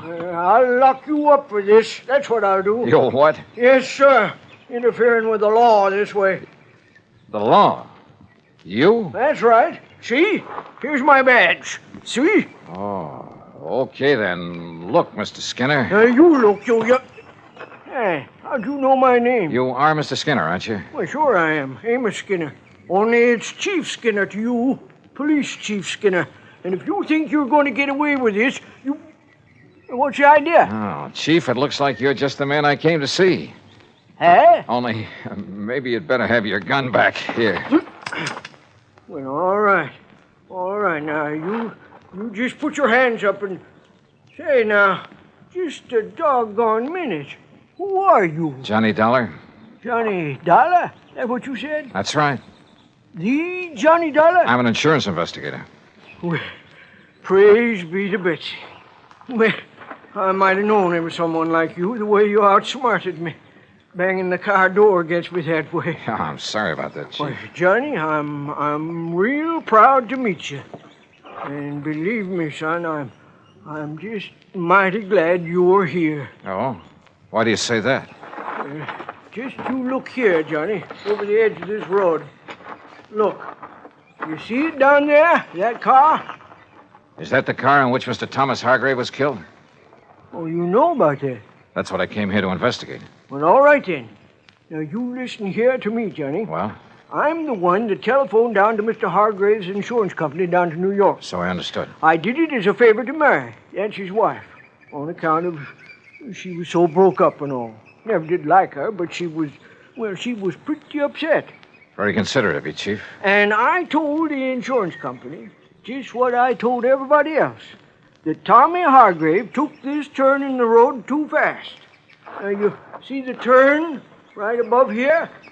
Yeah, that's a sharp one. Well, he took this turn too fast and skidded off the side, and the car went over and pinned him underneath it, and that was that. Killed him. Well? Well, all right. Now, Johnny, I just come over here from old Doc Walton's. It was down to Doc that I took Tommy's body yesterday just after it happened. And you know why I come back here? Well, I can think of one good reason. Yeah. From something you just told me. Yeah. And from what I can see of the car down there. Yeah, well, it was because I suddenly started thinking, how could a man who knows this road so well ever make a mistake of... Hey, what were you going to say? Well, Chief, that car was coming down the road, down from the lodge, wasn't it? Yeah, that's right. That means he made a left-hand turn right here. Correct. The car went off the road, fell on its side, and leaned right where you landed, right where you see it, right on top of Tommy Hargrave. That car is a sedan. Yeah, that's right. And even from here, I can see that the windows are all closed, except for the one next to the driver's seat. Correct. But now... Then it's obvious it didn't roll completely over. No, sir. It just flipped over on its side and slid down there. And yet you say that Tommy Hargrave's body was under it. That's right. Under the right side of the car where we practically had to dig it up. Hey? Uh-huh. Can you tell me how he could have fallen under that side of the car, windows closed? Johnny. Yeah. Tommy was murdered. That's what. And the car pushed over on him to make it look like an accident. And Johnny, you proved it. A couple of other things we've got to prove, Chief. Hey? Like what? Who murdered him? And why? Act two of yours truly, Johnny Dollar, in a moment. Our flag now numbers 50 stars, and behind each star there stands yet another flag, representing one of the 50 states. Rhode Island's state flag is white with an anchor, first used as a colony symbol in 1647. The motto Hope was added in 1664, when the government was organized under a charter from King Charles II. A circle of 13 gold stars were added for the original 13 colonies. This is the flag of a unique colony and state, which carried out a most noble experiment in freedom. The Royal Charter of 1663 reads, "To hold forth a lively experiment, that a most flourishing state may stand and best be maintained with full liberty and religious concernments." Rhode Island's state flag, the flag of the 13th state to enter the Union, was adopted on May 19th, 1897. And now, Act two of yours truly, Johnny Dollar, and the gruesome spectacle matter.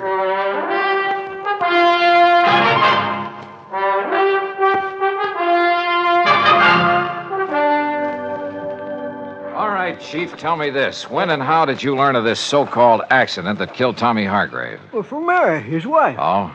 It was like this, Johnny. I was sitting down at Bob and Ernie's and... Who are Bob and Ernie? Well, they run that mobile gas station down the highway you pass on the way. Oh, go on. Well, we were just sitting there talking about the Hamiltonian and all the money... What do you mean, the Hamiltonian? Well, you know, the big harness race they run down to Goshen every year. Oh, yeah. Why, it's world famous. Bigger than the Kentucky Derby. Yes, I know. Go on. Well, we was talking about how much money Barney Marson has made taking bets on those races, and we... Oh, Chief. You mean you have a bookie here in Bethel? Well, now, Johnny. And that you, as chief of police, condone such goings-on? Well, now, we... Oh, I'm surprised at you, Chief. Oh, well, it's just a little sort of harmless betting is all. Oh, sure. Every man's entitled to a little... Well, you know how it is. Yeah, I sure do. Now, let's get back to the subject. Yeah, sure. Well, like I say, we was sitting there talking, and we seen Mary Hargrave driving by on her way back from New York, where she'd gone to do some shopping that day. She wasn't here when it happened? Well, no, sir. She couldn't have been. You're sure? Well, like I told you, she was in New York. Anyhow, she drove on up here, saw what had happened, and drove right back to tell us at the gas station. We came up here, dug Tommy's body out from under, took it down to Doc Walton's office, and that was it. How carefully have you inspected that car down there? Well, that's what I was about to do when you come. All right, come on. Let's take a look at it. Well, sure. Have you any way of proving Mary Hargrave was actually in New York? Well, no, I guess not. Hey, look here, Chief. Huh? Keys are still in the ignition, but the ignition's turned off. You're right, Johnny. You're right. This car wasn't rid over the side of the road. It was pushed. Here, let's see if we can get this door open. Yeah, I'll give you... Now, let's see if some of this... Yeah, very good. Well, what are you doing with that handful of dust? Well, it's not very professional, but some of this fine dust ought to bring out any fingerprints on the steering wheel, and we'll be... Yeah. No prints there that I can see. No, you're right. Chief, this wheel has been carefully wiped off. So whoever did it... Huh? What'd you find? Did Tommy Hargrave wear glasses, spectacles? Tommy? No, sir. What? Come on, Chief. First thing I want is a look at his body. Doc Walton just say... That's right. Then let's go.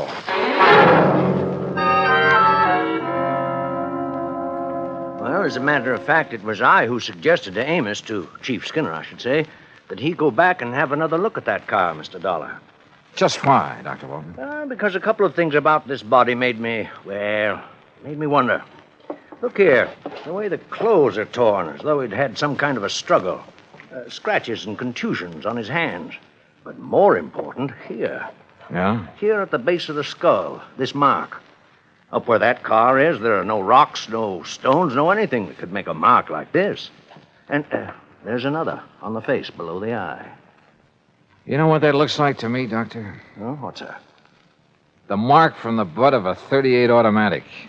And I've seen plenty of them. My Betsy, Johnny, you're right. Then that would indicate Hargrave was murdered. And the car pushed over on him to make it look like Yes, sir. And Johnny and me found a few other things around that car that would indicate the same thing. Doctor, I understand Tommy Hargrave did not wear glasses. No, not that I know of. Of course, Mary, his wife... She wears them? Yes, she does. Can't do without them. What kind?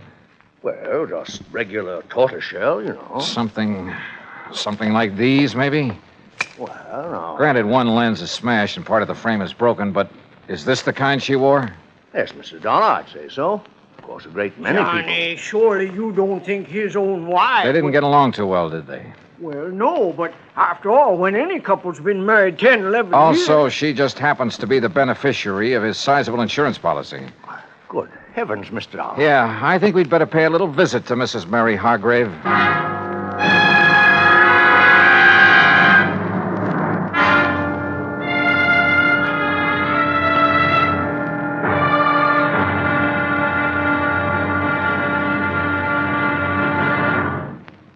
Act 3 of yours truly, Johnny Dollar, in a moment. Many times in the history of mankind, nations have pooled their forces to exert a greater strength against a common aggressor. This happens not only in the face of a world war, but between such giant holocausts, as during the Boxer Uprising in China in 1900. 6 nations combined their forces to come to the aid of their citizens. In the thick of the fight, undaunted by devastating enemy fire, Chief Bosun John McCloy of the United States Naval Contingent distinguished himself by meritorious conduct above and beyond the call of duty. For his valorous action, he was awarded his first Medal of Honor. But a man of action doesn't get the job done because of possible awards. It is the spirit of his code of conduct that guides him. John McCloy was guided by that code again and again. In June 1914, during the Mexican campaign, when the government of the United States was put upon once more to aid its persecuted citizens, Chief Bosun John McCloy was constantly risking his life. Our landed troops were in danger of being annihilated on the beach at Veracruz when McCloy voluntarily filled 3 picket launches with riflemen and led them along the seafront to draw the enemy fire. Though badly wounded, he remained at his post and gallantly directed his part of the campaign. For this action, Chief Bosun John McCloy was awarded a 2nd Medal of Honor. But he hadn't been concerned with medals. His only concern was conducting himself as a man should, and that is according to the code of the American fighting man. And now, Act 3 of yours truly, Johnny Dollar, and the gruesome spectacle matter. The 3 of us, Dr. Walton, Police Chief Amos Skinner, and I, drove up to the lodge outside the little town of Bethel, New York, to see why Mrs. Mary Hargrave had killed her husband, made it look like a car accident. That is, if she did it. And what little evidence we had pointed right straight at her. The obvious fact the car had been pushed over on him after he was killed. The marks showing he'd struggled for his life, had been struck with the butt of a pistol. The fact he and his wife hadn't got along too well, that she was his beneficiary. And finally, there were the glasses I'd found in the car. My Betsy, I wonder if she found out you were here, Johnny, and has flew the coop. Isn't that her car in the yard? Yes, Mr. Dollar, it is. All right, then. If she is here, well, sir, I'll arrest her right on the spot. No, let me handle this. But, Johnny... I said please, let me handle it. Yes? Oh, Dr. Walton and Chief Skinner. That's right. And this here is Mr. Johnny Dollar. Oh, yes, Mr. Dollar. Mr. Barrett at the insurance company phoned that you'd be here. Won't you come in? Well, Surely. Thank you. I'm sorry to have been so slow in answering the door, but I seem to have mislaid a pair of my glasses. Yeah, that, Johnny? I'm blind as a bat without them. Won't you all sit down? Thank you. Yes, thank you, Mary. I've been using an old pair of steel rims with an old prescription, but they look so terrible. When did you lose your glasses? Oh, I must have mislaid them a couple of days ago. Ha! Now, what do you mean by that, Amos? You know very well what I mean. You don't seem terribly upset about your husband's death, Mrs. Hargrave? Why should I, Mr. Dollar? We haven't been exactly getting along for years. All he seemed to care about was his fishing and betting on the horses day after day. Oh? And I never did care about spending every summer up in this stodgy little town with all its stodgy people and... Oh, I didn't mean you, Dr. Walton. Oh, yes, thank you. The first thing I'll do when I collect the insurance is sell this place and go back to the city where my friends are, where there's some excitement and... Mr. Dollar, are those my glasses you have there? Are they? Well, they look like mine. Only what happened to them? Sure, they are hers, Johnny. What? No, Dollar. No, I don't think they are. Let me have them, please. Sure. Here. What's going on here? Johnny, we're just wasting time. No, wait. These can't be hers. I should have realized. Sure they are. Gentlemen, please. I've seen your glasses, Mary, many times. Very thick at the edges, very thin in the center of the lens. Well, isn't this pair? This lens, the one that's still intact, bears no resemblance to yours at all. Oh? No. Wait a minute, wait. Listen, Mrs. Hargrave. Will somebody please tell me what's... Listen, will you? You say your husband was always playing the horses. Yes, of course he was. But do you mind telling me what Even while he was up here? Yes, all the time. Mr. Dollar, I don't see what you're driving at. I sure don't. Oh, brother, this is probably the wildest hunch I've ever had. What? Mrs. Hargrave, did your husband owe a lot of money on his betting? Owe a lot? I should say not. Just the opposite. He's been going around for nearly 2 weeks boasting about the big killing he made. If he ever collected... Doctor, let me have those glasses. Oh, yes. Look, here, this little mark inside the temple. Oh, that's the mark of the optometrist over in Monticello. Here, you see? The same mark as in mine. Yeah, okay. Now, just sit tight, the 3 of you. Oh? Now, Mr. Dollar. Now, you look here now, Johnny. And Amos, don't try arresting anybody while I'm gone. But it Johnny... might make you look a little foolish when I get back. Back from where, Dollar? I'll see you all later.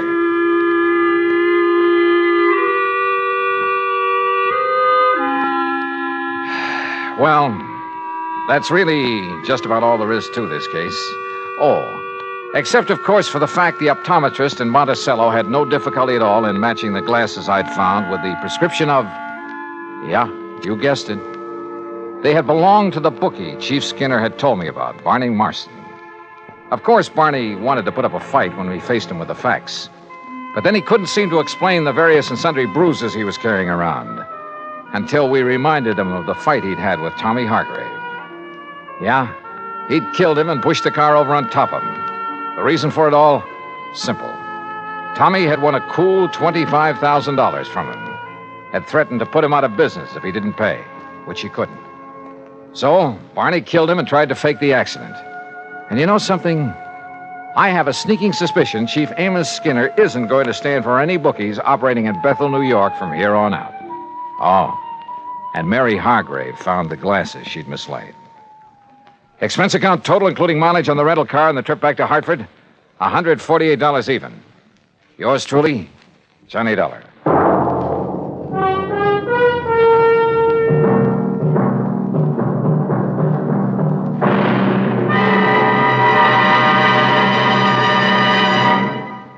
Our star will return in just a moment.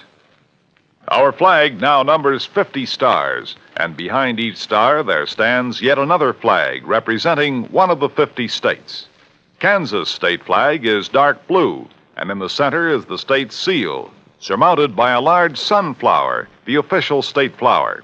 The seal reflects the history of Kansas, the train of ox wagons going west, for most of the great roads passed through Kansas. An Indian is depicted chasing a herd of buffalo, recalling the words of the official state song, "Oh, give me a home where the buffalo roam."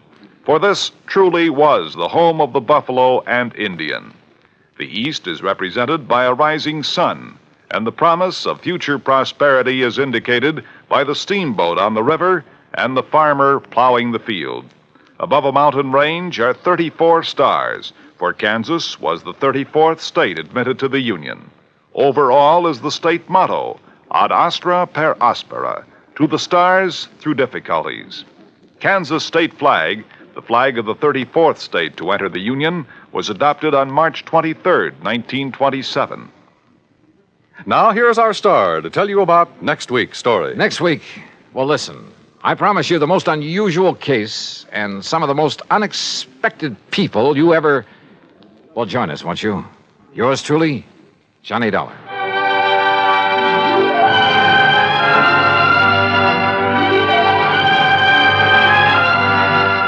Yours truly, Johnny Dollar, starring Bob Bailey, originates in Hollywood and is written, produced, and directed by Jack Johnstone. Heard in our cast were Virginia Gregg, Harry Bartell, Junius Matthews, and Joe Kearns. Be sure to join us next week, same time and station, for another exciting story of yours truly, Johnny Dollar. This is Dan Coverly speaking.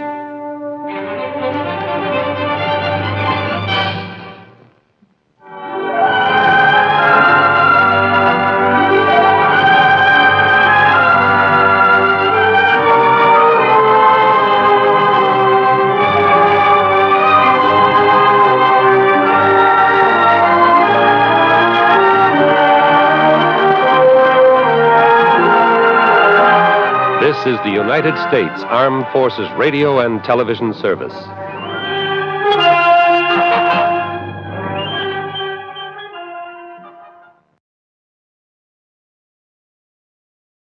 From Hollywood, it's time now for...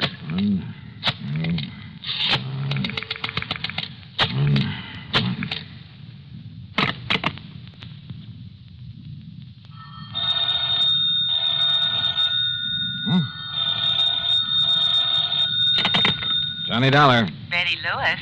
Hey, it worked. Sure it does.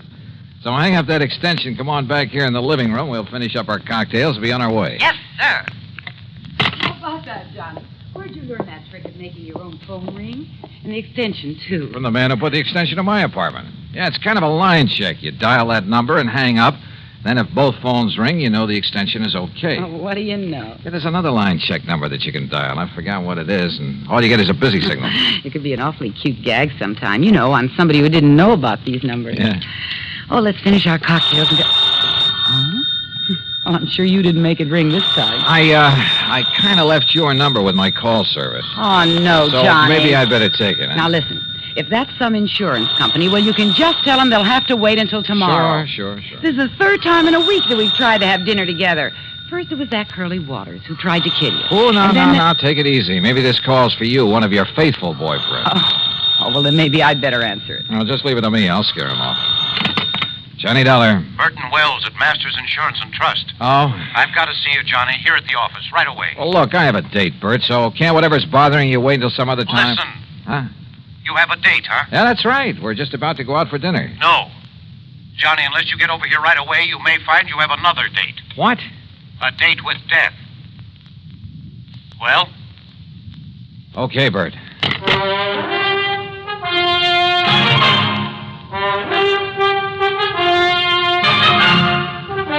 Bob Bailey in the exciting adventures of the man with the action-packed expense account. America's fabulous freelance insurance investigator. Yours truly, Johnny Dollar.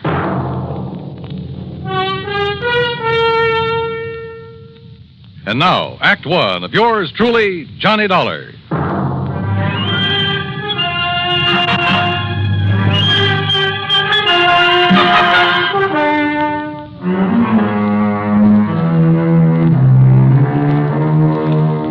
Expense account submitted by Special Investigator Johnny Dollar to the Masters Insurance and Trust Company, Home Office, Hartford, Connecticut. Following is an account of expenses incurred during my investigation of the date with death matter.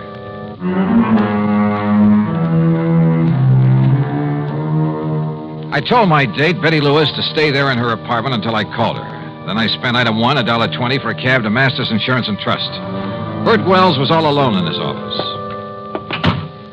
Come in, Johnny. Sit down. Yeah, sure, Bert. Now, what's all the excitement? Curly Waters. Oh, I kind of had a hunch that was it. Lieutenant Howard Daly's on his way over from police headquarters. What's happened? 2 years ago, you had Curly sent up to the pen. Yeah, that's right, for the Maley's department store job he pulled. Then, just a few days ago... He swore that he'd get you for that he'd kill you, didn't he? So what happened? When he escaped and came here to Hartford a few days ago... I know all about that from reading your report. Thanks to some quick thinking on your part, the police nabbed him instead. Plus the loot from the department store robbery. You know who deserves the real credit for that? The girl I had a date with tonight. Until you spoil things with your phone call. Johnny, as you know, either you or the police wounded Curly Waters, which is why he was taken to the hospital and placed under guard instead of being locked up. So? Well, Mr. Wells, I see you managed to locate him. Yes, Lieutenant. You okay, Dollar? Any reason why I shouldn't be, Howie? Has Mr. Wells told you what's happened? No, but I think I can guess. Curly Waters escaped from the hospital. Yes. I had 3 good men there watching over him, but he managed to get by them. How? With help. One of his old cronies. Gimpy Taylor? Yes. Gimpy created a disturbance out in the hall, and when they went after him, Curly crashed out through the window. When they went back in after him, Gimpy took it on the lam. 3 good men, did you say? Well, the odds were all with Curly and Gimpy. When the boys went out in the hall after Gimpy again, it was full of interns and nurses and stretchers with patients on them. If they'd fired a shot, they might have killed somebody. Well, what goes? Do you want me to go out and look for him? No, sir. Don't you see, Johnny? The reason I called you is because of the threat against your life. Of course. And, Johnny, I'm going to provide you with a bodyguard 24 hours a day until Curly is picked up. No, wait a minute. Listen, Howie. You listen. He almost got to you just a few days ago. Don't you forget that. And one way or another. The lieutenant's right, Johnny. You said yourself that if it wasn't for your girlfriend, this Betty Lewis... Uh-oh. Bert, let me use your... Here.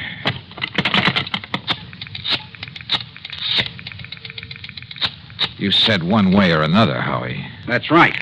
And, yeah, maybe through your girl. Is that who you're calling? Yes. Are you sure she's at home, Johnny? That's where I just left her. And I told her to stay there, not to move until she heard from me. Johnny. Oh, if Curly Waters ever... Come on, Betty. Pick it up.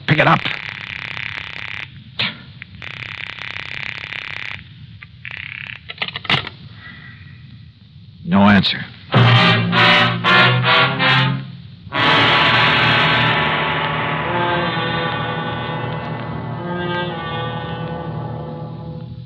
Act Two of yours truly, Johnny Dollar, in a moment.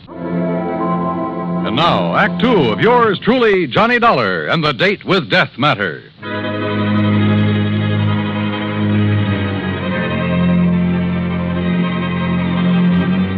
Curly Waters, killer, on the loose again. I left Betty in her apartment. I told her to stay there. But when I tried to call her on the phone, no answer. Lieutenant Howard Daly and I took the elevator down to the street to his prowl car.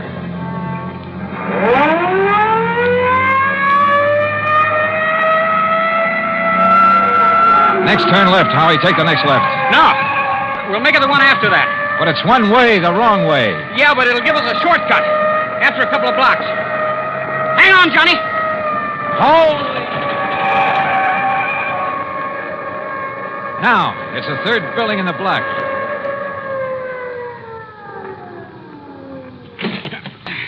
Lead the way, Johnny. Where's the elevator? Come on, forget it. The stairs are quicker. Johnny, if Curly has got to her... Don't say it. Haven't you got a key? I have not. Stand back, Johnny. I'll see if I can smash it open. Wait a minute. Betty. Betty. Wait, look, it's open. Betty. Betty, are you...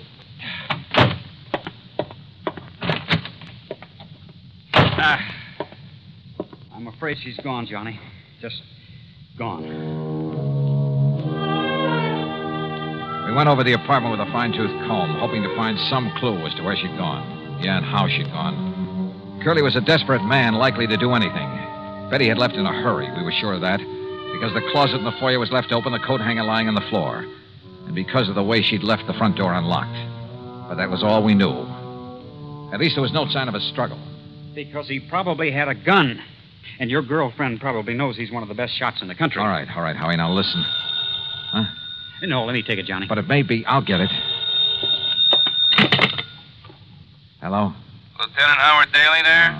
Who's calling? Riley down at headquarters. Who'd you think? Oh, it's Riley. Thanks. Yeah? We got one of them, Lieutenant. Gimpy Taylor. What's that? Where? About 11 miles up North Road. Yeah? He wrapped a stolen car around a big elm tree, you know, up at Dead Man's Cave. Did it kill him? I managed to crawl a couple of 100 yards into the brush before he conked out. Was Curly Waters with him? Riley. Was Curly Waters with him? There was no sign of him, but the man they stole the car from said there was two of them. There was two of them then. Ask him. Any sign of Betty there? Riley, any sign of a passenger, a girl? No, sir, Lieutenant. Okay, I'll keep checking with you. You hear it all, Johnny? Yeah. 2 men stole the car.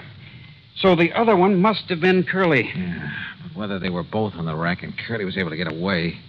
After all, if Gimpy was able to crawl a couple of 100 yards... Yeah. Curly may be a couple of 100 miles away by now. Or maybe not. Howie, I don't think he left town with Gimpy. Helped him steal the car, yeah, to make it look as though he was leaving. Why do you say that, Johnny? Because of Betty. Because I think he's holding Betty to get me to him. Then maybe you'll agree to a 24-hour-a-day bodyguard after all, huh? No, absolutely not. Johnny, You think that Curly's a jerk? I Well, know. he isn't. He's smart. He's smart enough to smell a cop a mile away. Just the no, same, Howie, no. There's only one thing to do, only one way to flush him out. Johnny. Betty, what happened? Where have you been? What happened to you? Well, I got a phone call. Yeah? From the hospital. At least they said it was the hospital. Yeah? They said you were down there. That you'd been shot by Curly Waters. See, I told you he's clever, Howie. Oh, Betty, thank heaven he isn't out to get you. Oh, this is Lieutenant Daly from headquarters. Hi, Lieutenant. Hello.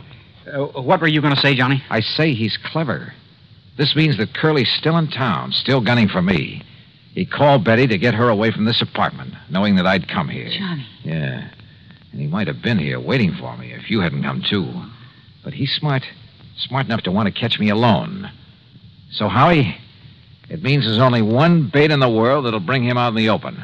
What's that, Johnny? Me. Alone. Johnny. All right. Betty, you're staying here. Howie, you're going back to headquarters. Me, I'm going to my apartment.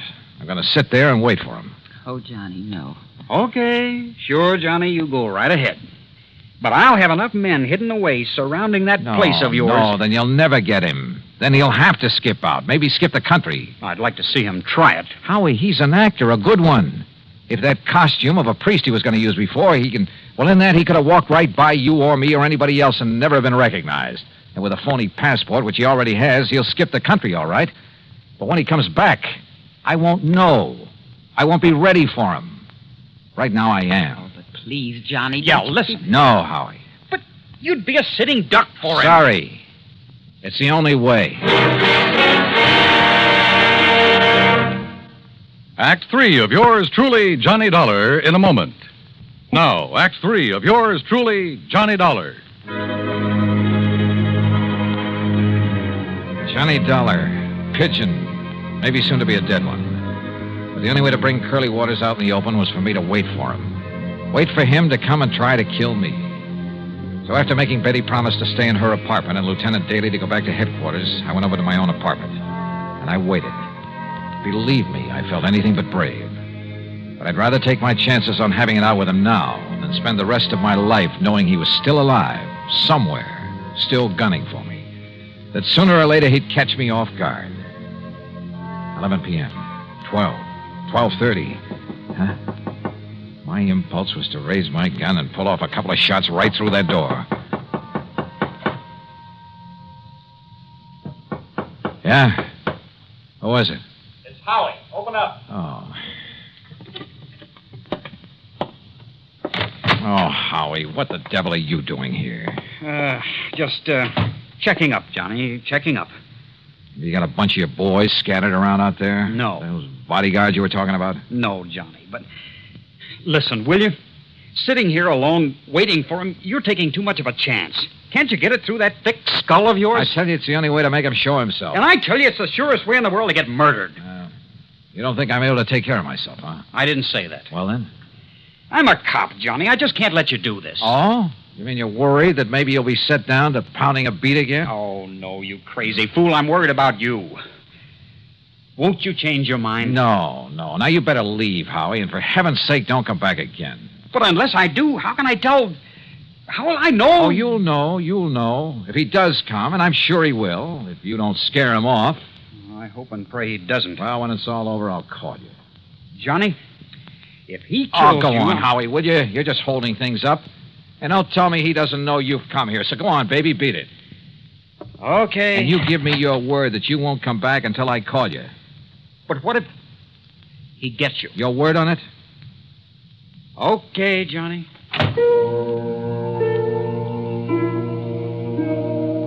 I went back into my little kitchen and brewed a pot of coffee, a big one. Fatigue was a possibility I hadn't thought of until right now. But maybe Curly Waters had. Yeah, he probably thought of a lot of things, a lot of tricks. Because at least one thing was sure, after what happened a few days ago, he knew that somehow he'd have to get me off guard. I hoped and prayed that Howie would keep his word, would keep his men away from the whole area. That he himself would stay away, not even call until this whole thing had come to a head. Then I heard it. It was at the back door of my apartment, the kitchen door that led to a fire escape. Fortunately, I'd turned the light off in the kitchen. I could sneak in without being seen. Johnny. Oh. Johnny. Betty, get in here quick.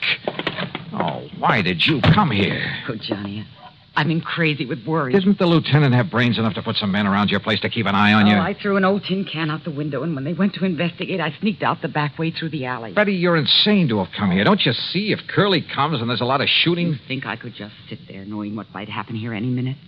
Knowing that if Curly got lucky or something... honey, I don't know what to tell you. And I can't send you back without a police guide. And if the police come around, it'll only keep Curly away. I've just been sitting here hoping that Howie will have sense enough not to come back again. Again? Oh, yeah, he got worried about me, too. And... Wait a minute. Johnny, it's Curly. Oh, Johnny. Yeah, maybe it is. All right. Go on into the bedroom here. Come on, Betty. Johnny. Now, stay there. No matter what happens, stay there. You understand? Stay there. Please, dear. Yeah, who is it? It's Howie. Open up. Oh.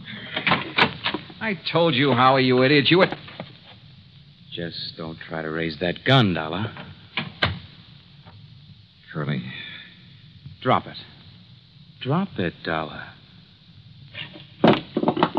Now, over there. Sit in that chair. Yeah, I guessed right. You sent the cops away so I'd come after you, but I had to be sure. That's why I've been sitting in an empty apartment across the hall all afternoon, all night, to make sure.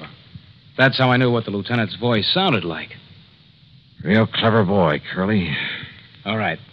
I'm not going to waste any time. That dumb lieutenant might try coming back again. I'd have to kill him, too. So, Dollar, I'm not even giving you time to pray. You're pretty sure there aren't any cops planted around here, aren't you? I'm not only sure, but Gimpy Taylor's wife is spotted where she can see him if they try to come around. Yeah? Just what do you think she could do about it? One shot into the alley across the street, and they'd forget all about you. Dumb cops. All right, tell me, Curly. Forget it. Goodbye, Dollar. No, don't answer. Not a word, Dollar. Not a word. Curly. Just hang it up slowly. Curly, listen. What? Who is that? Or should I? Curly, listen to me. Hand me that phone. And don't move. Move? With that gun on me here. Curly? Yeah? Who is it? Myrtle, Gimpy's wife. Myrtle. Now listen. Dollar isn't alone. He what? In the bedroom, waiting for you. Listen, is the door to that bedroom open? No, it isn't. What goes, Curly? Quiet. Now listen to me. If the door of that bedroom starts to open, don't wait. Start shooting. Hey, Dollar, hold this phone. Keep the line open. And don't move out of that chair. Mind telling me why? Quiet.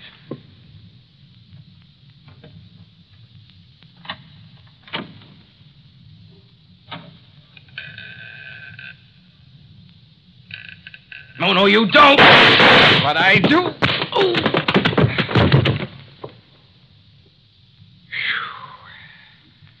Okay, Betty. And thank heaven you remember the number to dial and make those phones ring. And how about the way I disguised my voice for him? Do you realize what a chance you were taking if he hadn't turned to fire when you kicked open that door? If I'd missed him when I threw that phone at him? It worked. That's all that counts. And look, one of his bullets nicked you right here on the arm. Nick me. Oh, blood. Oh, hold me, Johnny. Oh, sure.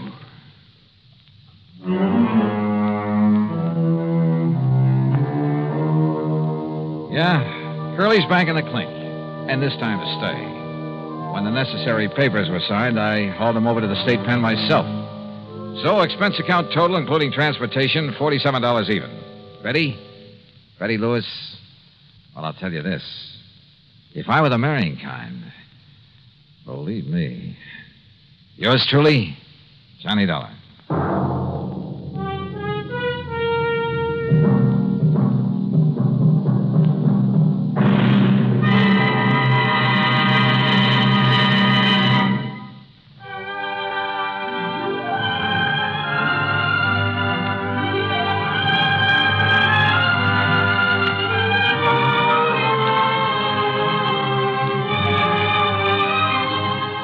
Yours truly, Johnny Dollar, starring Bob Bailey, originates in Hollywood and is written, produced, and directed by Jack Johnstone.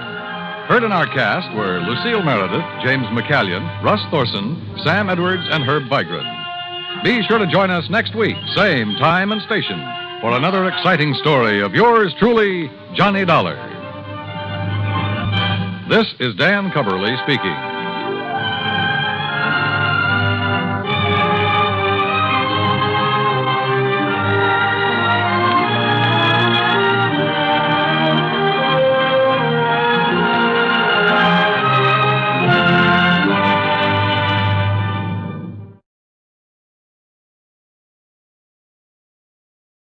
From Hollywood, it's time now for Edmund O'Brien as Johnny Dollar. This is Mrs. Wish, Mr. Dollar. Oh, yes? Do I understand that you're in San Francisco because of the disappearance of my husband? That's right, Mrs. Wish. The doctor's insurance company seem to feel that the circumstances deserve some looking into. It is very strange, and I'm quite frightened. I know you must be upset, and I know that the police have bothered you quite a bit. But I wonder if I could come out and talk to you. Of course, Mr. Dollar. Only one thing is important. That is to learn that my husband is alive and safe. Please feel free to come any time that's convenient to you.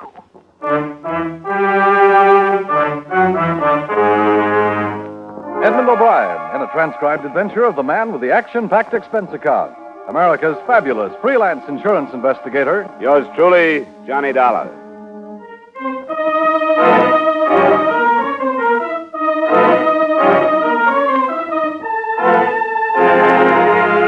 Expense account submitted by Special Investigator Johnny Dollar to Home Office, Washingtonian Life Insurance Company, Hartford, Connecticut. The following is an accounting of expenditures during my investigation of the Malcolm Wish, M.D. matter. Expense account item 1, $218.45 airfare and incidentals between Hartford and San Francisco. There, after a phone call to his wife, I went to the home of the missing Dr. Wish, which was situated about halfway up fashionable Nob Hill.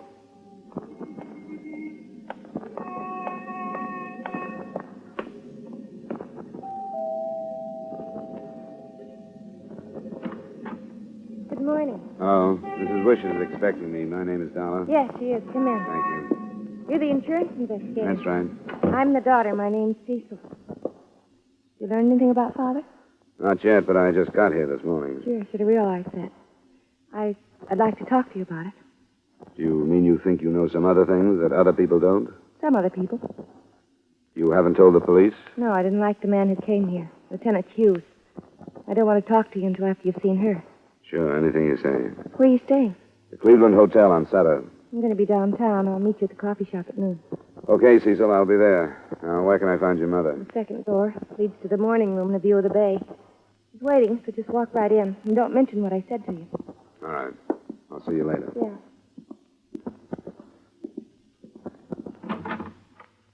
Mrs. Wish? Yes? I was told to come right in. I'm Johnny Dollar. Oh, yes, I've been waiting. Come and sit down. I'll take up as little of your time as possible, Mrs. Wish. Oh, it's quite all right. I understand the last time you saw your husband was night before last when he left the house to make a professional call. That's correct. Would you tell me about it, please? Oh, I only wish I knew more about it. My husband very seldom accepts night calls. But night before last, the phone rang, and he talked for a moment, and then he left. What time was that?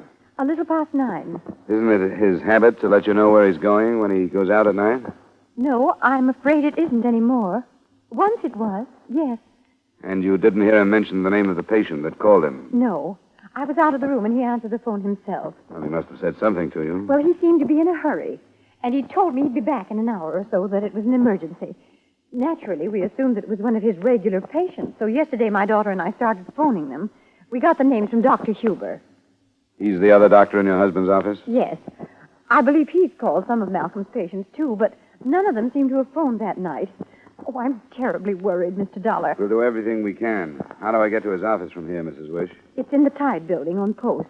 You can take the cable car on the corner, and it'll drop you just a half a block away. Thanks. I'll be in touch with you. Come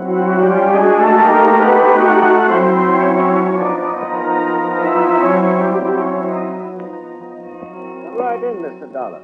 I'm sorry I was so brief with you on the phone. I had a patient in the office at the time. That's perfectly all right, Dr. Huber. It wouldn't help matters to discuss Malcolm's disappearance in front of him. You know how tongues wag. Please be seated. It is true that this situation is not yet common knowledge? The papers have left it alone. How did you hide the truth when you phoned his patients? What? Oh, of course, you have met with his wife. She was insistent that I do that. But it is not my duty, I thought, at least at this time. Do you not agree? I suppose so, if you don't think Dr. Wish is in danger. I don't jump to that conclusion until I see some reason. The man has disappeared, Doctor. Many men have disappeared. Dr. Wish is 52 years old. He has practiced here in San Francisco for more than 20 years. Before that in Seattle. The past 2 months, I have noticed a change in him. Tiring. He was no longer satisfied with his life. Are you inferring that he might have ducked out on his own? Perhaps even amnesia. Does it sound like amnesia for a man to answer the phone, tell his wife he'll be home in a short time, pick up his medical kit, and drive away in his car? Who knows about amnesia? Does an amnesia victim go to the trouble of keeping a car hidden from the police of 3 states? It would depend on the type of amnesia. I didn't think there were types, so you must mean voluntary or involuntary. If he did just suddenly drop his life here, and you know that to be the case, I hope you... I know nothing. Dr. Wish and I discussed very little but medical matters. I repeat, that I realize that for 2 months or longer he was not a happy man. If he has made arrangements to change that, I do not know, but it is a possibility. You wouldn't tell me if he were in trouble over his practice, would you? I would not, but I'm sure that he wasn't. Dr. Wish is, to the best of my knowledge, a highly ethical man of medicine. You're probably being cooperative, Doctor, but I'm not sure whether it's with Wish or with the police and me. I am simply without information. Yeah. I have an appointment in 15 minutes, but I'd like to come back this afternoon and get a list of his patients. You are welcome. Please mention it to the receptionist on the way out. She'll be happy to gather the information for you.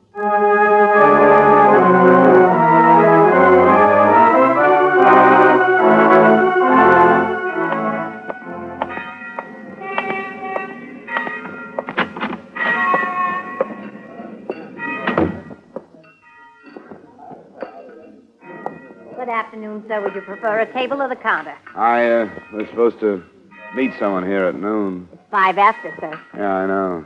Well, I don't see her. I guess she's later than I am. Would it have been a Miss Cecil Wish, sir? Oh, yes, that's right.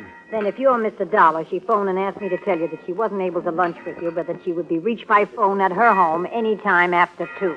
I see. Well, thanks very much. I'll take the counter. Might as well have a sandwich. I didn't suspect Cecil's motives until I left the coffee shop. Then I realized I was being followed. I kept my eyes pretty much off the man, but saw enough to describe him.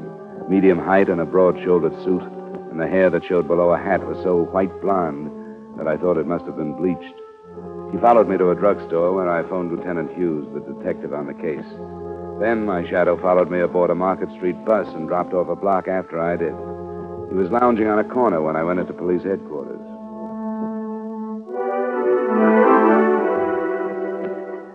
I'm glad to have you in town, Dollar, but I don't have anything to give you. I put out a description of the doctor in his car, and I've been riding along on that. I'll have to for a few more days unless something breaks. I take it you've talked to the other doctor in his office? Yeah, I talked to him. And he hinted that Dr. Wish dropped out of sight. Yeah, and that in itself doesn't happen to be a crime. Well, not yet, anyway. Things like that sometimes crowd the law against insurance fraud, Lieutenant. Well, not for a while. Oh, don't think I'm passing this off without reason. With the information I have now, there's darn little I can do, except wait and see if the wife doesn't get a brush off by mail from Alaska, someplace that's legal. Do you have a line on any women in his life? It doesn't necessarily have to be one, does it? It helps sometimes. Do you know any reason why somebody should be tailing me? Tailing you? When'd you spot it? Right after I had lunch at the Cleveland Hotel coffee shop. When do you think the tail was put on you? I'm not sure. I went out to the Wish House this morning. From there, I went to his office. From there to the coffee shop. And I came here. Any ideas? Yeah. I've got an idea that a man who wants to drop out of sight wouldn't risk drawing attention to himself by putting a tail on somebody who's looking for him. Would you? Hardly. It's all right with you. I'd like to leave things the way they are. I wanted to let you know about it, but I think we ought to let them play for a while. I'll go along with that. I got some good men I could put on it, but there's always a chance of tipping him. Let's leave him alone. Maybe he's only a hungry tourist who thinks I might lead him to a good steak.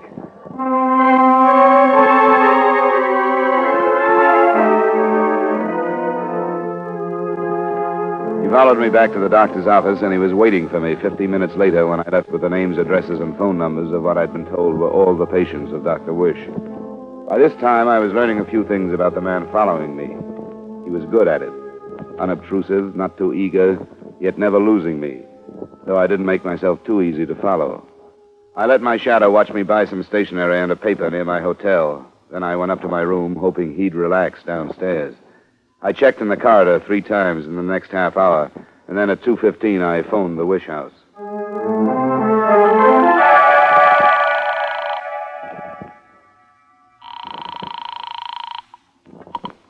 Hello? Miss Wish?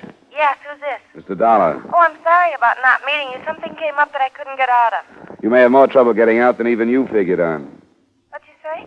It doesn't look good when you promise information and then don't show up to give it.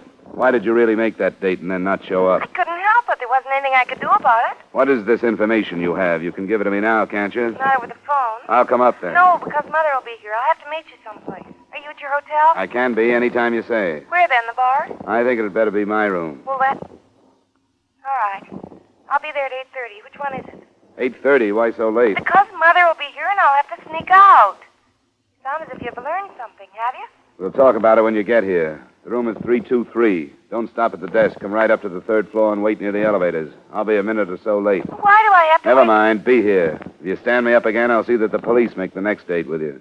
Why are you threatening me? I'll be there. So will I, Cecil. Goodbye.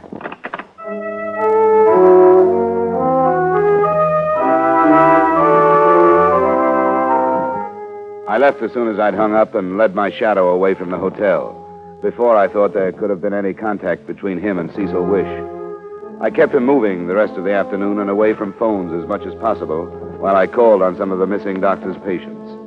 I arranged it so that he couldn't have seen her go into the hotel. And still, when I reached the third floor, she wasn't waiting for me. When I spotted Lieutenant Hughes leaning against my door, I thought I knew why.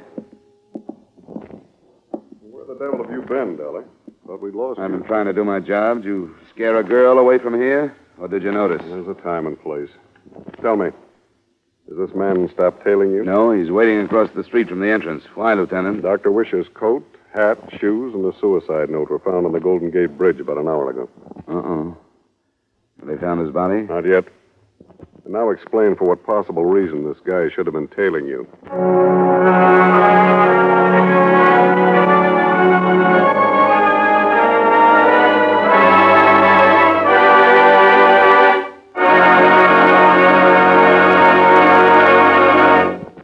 We will return you to the second act of yours truly, Johnny Dollar, in just a moment.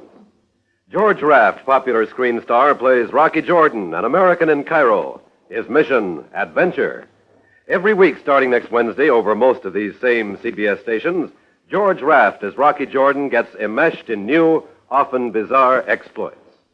Next Wednesday, Rocky Jordan takes part in a search to find a beach strewn with diamonds. Don't miss this exciting CBS thriller. And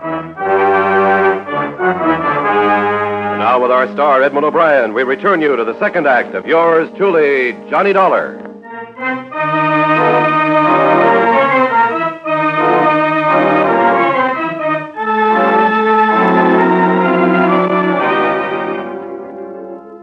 As it turned out, the lieutenant and I, instead of playing it smart, should have collared the blonde shadow hours before, but the boat had sailed. By the time we got down to the street, he disappeared. An alarm was broadcast on his description, and Lieutenant Hughes and I went up to the Wish address.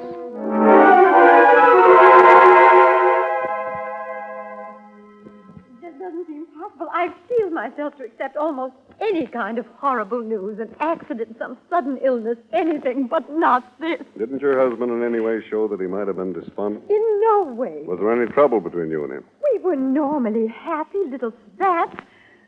Cecil. Yes, Mother? Was there anything hidden from me? Was your father unhappy because of something that you knew about and I didn't? Not that I know of, Mother. You've seen the note, Mrs. Wish? Yes, I've seen the note. And you're still sure he wrote it? Oh, I wish I weren't so sure. I'm sorry that it has to be brought up, but it sounded as if he were pretty unhappy about his life. Whatever it was, he kept it hidden. I hadn't an inkling. We've been so happy. The other doctor in his office thought that he might not have been so happy. Then Dr. Huber was aware of something I knew nothing about. Perhaps I was blind.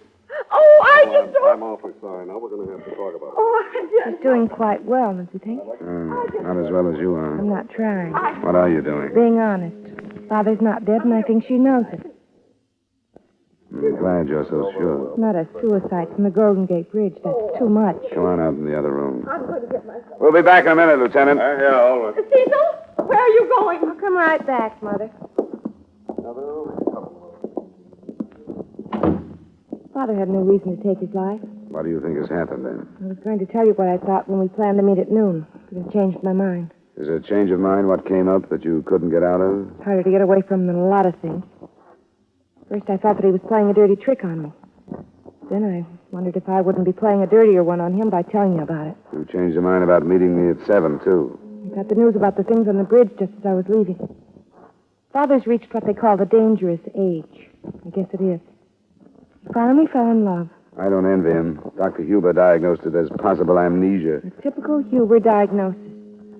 I don't think he knows about things. But you found out. Of course I did. I wasn't taken in by these night calls at all. I followed him. I even talked to her without her knowing who I was. She was nice. And I felt like a chaperone. What's her name? Ann Mobius. Did she talk you into luring me to that coffee shop? What do you mean? I was onto that guy that was following me from the time I left there. I don't know what you mean. Stop it. I led him right over to police headquarters and told Lieutenant Hughes about him. Mr. Dollar, I don't know what you're talking about. The guy was good. I had half a hunch he might be a private detective. But then when I realized how well practiced he was on melting away from the police, I began to wonder. There's a police alarm out on him now, so you'll save a lot of time and trouble by telling me who he is and where we can find him. You think I made you go there so you could be followed? I was followed. Why? You put me in that coffee shop. Why were you followed? Because I was looking for your father. You know that. I don't know it. Obvious. I don't know anything about her. She's younger than Father, about 34 or 5. Married or single? I don't know. Where does she live? Wesley. It's an apartment, a building on Van Ness. I thought they'd run away together. Maybe. Give me the apartment number. Lieutenant and I'll go and see.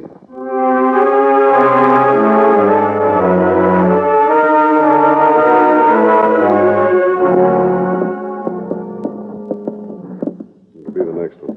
Let's take it slow. No voices. Wait a minute. No, yes, now. There's a light showing under the door, though.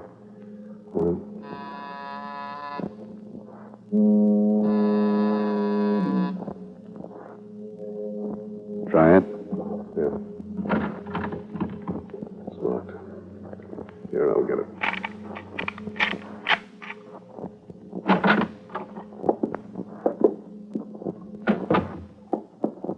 That closed door must lead to a bedroom. Mm-hmm. Let's try it. Hold it. There on the floor. Man's suit coat. Suit coat. Let's see that. Look at the side here. It's dried blood. A lot of it. Sure. Look here. Bullet hole? Or a knife? Huh. The label says Brewers, Carson City, Nevada. Yeah. Let's look in there. Got the light switch? Yeah. There's the shirt that was under the coat. Oh, look there, more bloodstains on the bed. There's something more, Lieutenant. It figures that Dr. Wish was here, all right. There was a metal wastebasket in the bathroom doorway. In it was a large amount of surgical dressing, all bloodstained. It told of a wound that had been dressed and redressed a number of times. Other things in the room fell into place. A sales slip from Mill's department store in San Francisco. It was in receipt of the purchase of a man's shirt and jacket, probably to replace the bloodstained ones left in the apartment. The slip was dated PM, the current day, which was Thursday. And finally, on the dresser, we found a day-old Nevada newspaper. The front page item that seemed to fit reported, unidentified trio murders and robs Carson City betmaker. Dying man believed to have wounded one of his assailants. Well, the time figure's all right. Leaving then, they could have gotten to San Francisco by 8 or so, the night the doctor disappeared. There are a couple of stands in town that carry out-of-state papers. They're a day old, so this one must have been bought today. And we didn't miss him by far, Lieutenant. According to the signs, this guy must be in pretty bad shape. To get him out of this building without drawing attention, they'd have to do it after dark, don't you think? Yeah, I think they were plenty rushed. They'd done something to cover up the tracks here if they'd had time. Dr. Wish's coat and stuff on the Golden Gate Bridge. Where does that lead? Almost any place. It's wide open once you're across the bridge. But the blonde man who was still following me when I met you at the hotel, after sticking together this far, would they leave him or come back after him? That's a thought. I'm going to get on the phone out here and put some men on it. I'll check the tenants on this floor and see if the building manager's come in yet. I'll meet you at your office.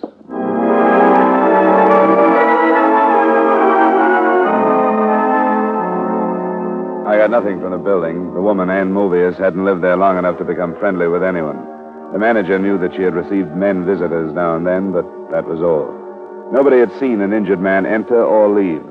An hour later, in Lieutenant Hughes's office, I learned that the police had had better luck than I had. I got on the teletype to Carson City. Your description of the blonde man fits what they have in a man named Ned Ring. Records in Nevada and Utah. Anybody with hair like that never should have tried to be a criminal. Yeah. And I gave them the name Mobius. They have an Alan Mobius. No record. But no one associated with this Ned Ring. So it figures. No next of kin on Mobius, I suppose, huh? No. But he must be a brother to the woman. Unless that's her married name. Anyway, they never heard of her. She's clean as far as we're concerned. Yeah. Well, I guess she just happened to know her. No, wait a minute. Hello. Right. Yeah, that's the name, all right. Oh, good. Put him in a room. We'll be right down. How was that? Your blonde friend. He was picked up boarding an airport limousine.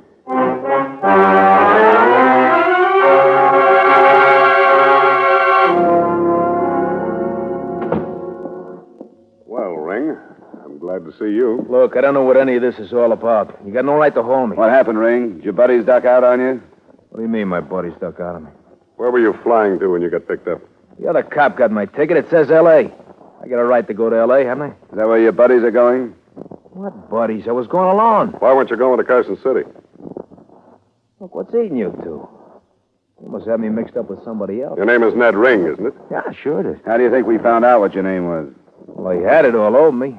The other cop got my wallet and stuff. We had your name before you were picked up. We got it from Carson City. What do you give me this stuff for? Maybe he doesn't know. Oh, the devil he doesn't. You don't think you followed me all day without my catching on to it, do you? Never saw you before. How about a Dr. Malcolm Wish? Or Ann Mobius? I'm not talking to you guys. A couple of men are on their way from Carson City. Maybe you'd rather wait and talk to them. I don't know anything about anybody in Carson City. Yes, you do, Ring. It started out to be an unidentified trio that killed that bet maker in Carson City. But it isn't anymore. We've got your name and we've got another one, Alan Mobius. And we've got a link between Ann Mobius and the doctor that disappeared the other night. He was held in an apartment on Van Ness. He took care of one of your buddies who'd been shot. That's a kidnapping, right? And now it looks like another murder. You tried to set it up like a suicide, but if he went off that bridge, he was pushed. I don't know anything about that. About what? That, whatever you're talking about. Get off it, Ring. You're tied up. They left you, Ring, didn't they? They had to get out of that apartment. And while they had you off tailing me around town, they left. And they left 100 leads pointing right at you. That's why you're here. They even left the newspaper with the story of that Carson City killing. They really ratted out on you. Yeah, they sure did, didn't they? All right, where'd they go? I don't know. If I did, don't think I wouldn't tell you. They pulled out before you saw me go into my hotel about 8:30. Yeah, I guess it was it. Who's the one that was wounded? Mobius. We couldn't just leave him in Nevada. We should have. Kept yelling about a sister in Frisco was friends with a doctor, so we drove him all the way here. How bad is Mobius? Pretty bad. Slug is inside him someplace. How far do you think they could drive on him? I didn't think he could be moved out of that apartment without killing him. Where does the sister stand in all this? No place. She was stuck. Seeing her brother like that, she couldn't think of anything but him. She lied to the doc. She told him she got hurt to get him over. And Gould and me woke up. Gould? He's the third man? Yeah. He's the one who did the gun work in Carson City. We knew we couldn't let the doc go unless Mobius died or else got better so we'd get out of here. We was trapped more than the doc was. That's why I had a plan on his house and picked you up. I think you're talking straight with us, Ring. I hope you are. I haven't got much reason not to, have I? Well, there must have been some talk about where you'd go if you had to leave. We never did get to that. I knew where they were, brother, I tell you. And you can believe that. I'm not aching to take all this by myself. He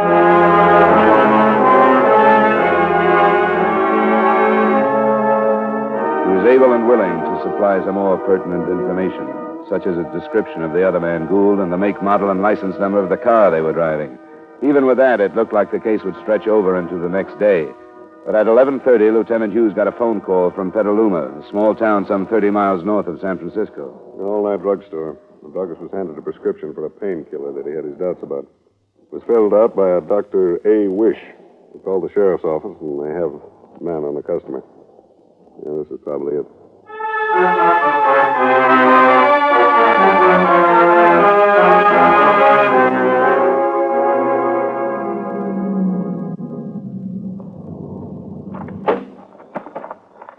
Sheriff Hill was right behind us. You get the layout of this place? I guess all these motels are about the same. Driveway up the middle, rooms on each side. That puts number 12 on this side, I guess. I wondered if it was the one with the light showing under the curtain. I put 2 men to watch this side, but I don't think there's a way out except the driveway. All right, Sheriff. Well, I think we're ready to go in. Number 12 was in the middle of the row of accommodations on the right. Only 3 of us went to the door, and none of us expected trouble. Certainly none of us expected the kind of trouble we found.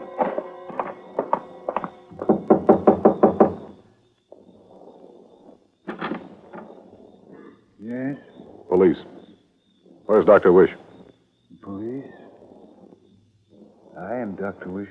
I'll stay outside, Lieutenant. All right, sir. You all right, Dr. Wish? Yes. I was sort of surprised when you answered the door. Where are the others? Ann Mobius, her brother, the man named Gould. They're here. Where? In the bedroom. I'd like to tell you I've killed them all. Sit down, Dr. Wish. I'm going to go take a look, Dollar. Tell me what happened. I killed them. When we left the city, I knew I would. I'd have to, or die myself. I told Gould only one thing would save Movius and wrote the prescription, and I killed him with it. The wounded man with an injection, the others internally in water. And Movius, too? Yeah. And Movius, too. It was her brother. She was with him. She told me she wasn't. She told me she... I didn't believe. I didn't believe. Dr. Wish. She told me before she died. Lieutenant Hughes.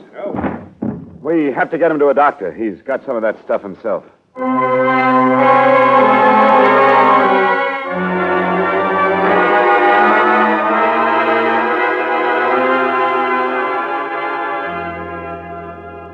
Expense account item 2, miscellaneous, $140.50. Item 3, same as item 1, transportation back to Hartford.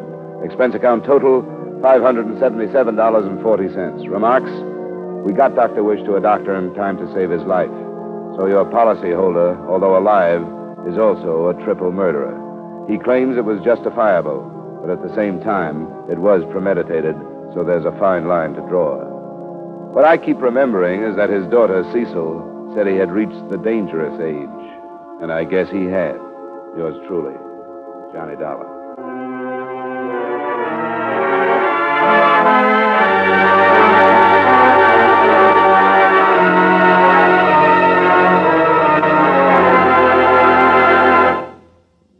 Yours truly, Johnny Dollar, stars Edmund O'Brien in the title role and is written by Gil Dowd. Edmund O'Brien can soon be seen in the Paramount Pictures production Warpath. Featured in tonight's cast were Jeanette Nolan, Virginia Gregg, Ray Hartman, Bill Boucher, Tony Barrett, and Lou Krugman. Yours truly, Johnny Dollar, was transcribed in Hollywood by Jaime Del Valle. This is Dan Coverly inviting you to join us next week at the same time when Edmund O'Brien returns as... Yours truly, Johnny Dollar.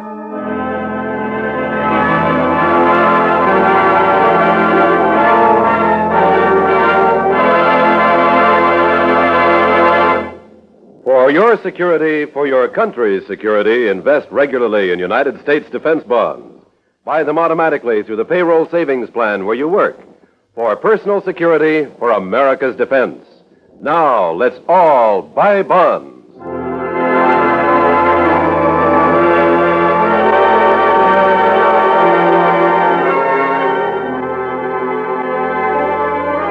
Elation and syncopation are the main elements of tonight's Bing Crosby show over most of these same CBS stations. No wonder. The Groner himself vocalizes and informalizes. And Bing's guests include Tommy Dorsey with some fancy licks on his slide trombone, hot violinist Joe Venuti, and that equally torrid songbird, Teresa Brewer. Tonight on the Bing Crosby Show, for it follows immediately over most of these same CBS stations.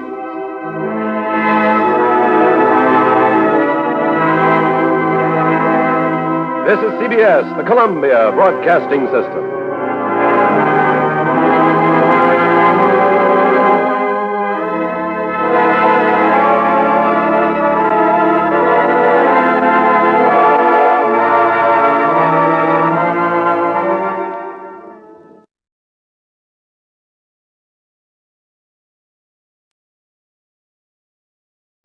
From Hollywood, it's time now for Edmund O'Brien as... Johnny Dollar. This is Mitchell Kendall, Mr. Dollar. You called my office? Oh, yes, Mr. Kendall. I'm an insurance investigator from Hartford, Connecticut. I was sent out here to look into the Jarvis Wilder killing by the company that holds the policy on his life. Oh, yes. But haven't you called the wrong lawyer, Mr. Dollar? I'm defending Mrs. Wilder, not prosecuting her. I understand that. I'm not a prosecution witness, not yet anyway. I'm glad to hear that. Insurance money had nothing to do with the situation, Mr. Dollar. She killed him in self-defense.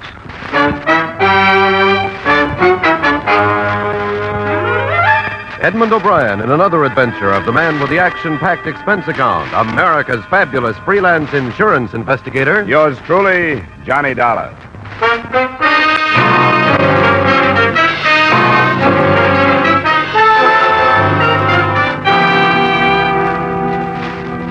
Expense account submitted by Special Investigator Johnny Dollar to Home Office Britannia Life Insurance Company, Hartford, Connecticut.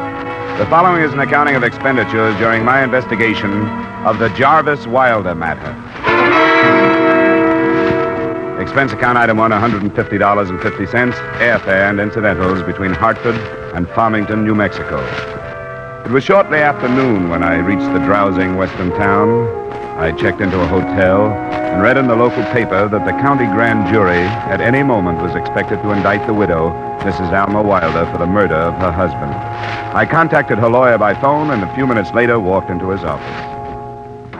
Well, Mr. Dollar, you've had quite a trip. How are you, Mr. Kendall?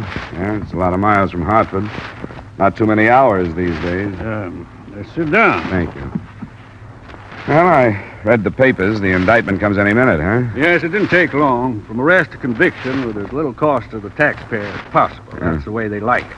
Not that there's anything wrong with the way things have been handled, you understand. I haven't gotten too many details. Alma, Mrs. Wilder, confessed when she was arrested, confessed again at the inquest. That was only yesterday, also only a formality. Why the indictment, then?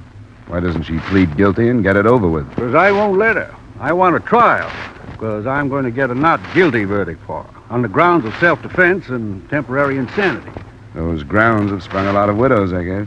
Do you object to that? No, not at all. I hoped you'd tell me she's innocent. A lot of money tied up in the policies for Jarvis's brother and his estate. None is due her.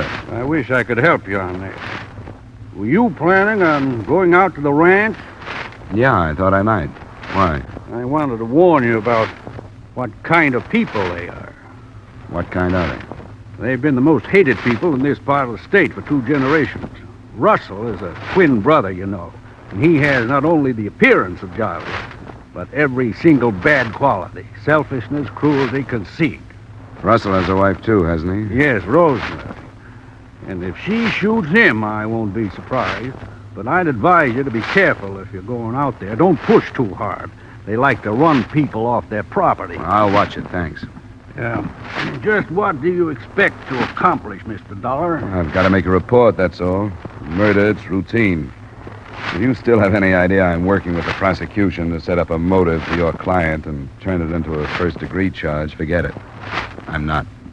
Well, they've been awfully quiet, and I've been practicing law long enough to develop a suspicious mind. It was nice to meet you. Thanks a lot for the help, Mr. Kendall. I'll probably see you again before I leave.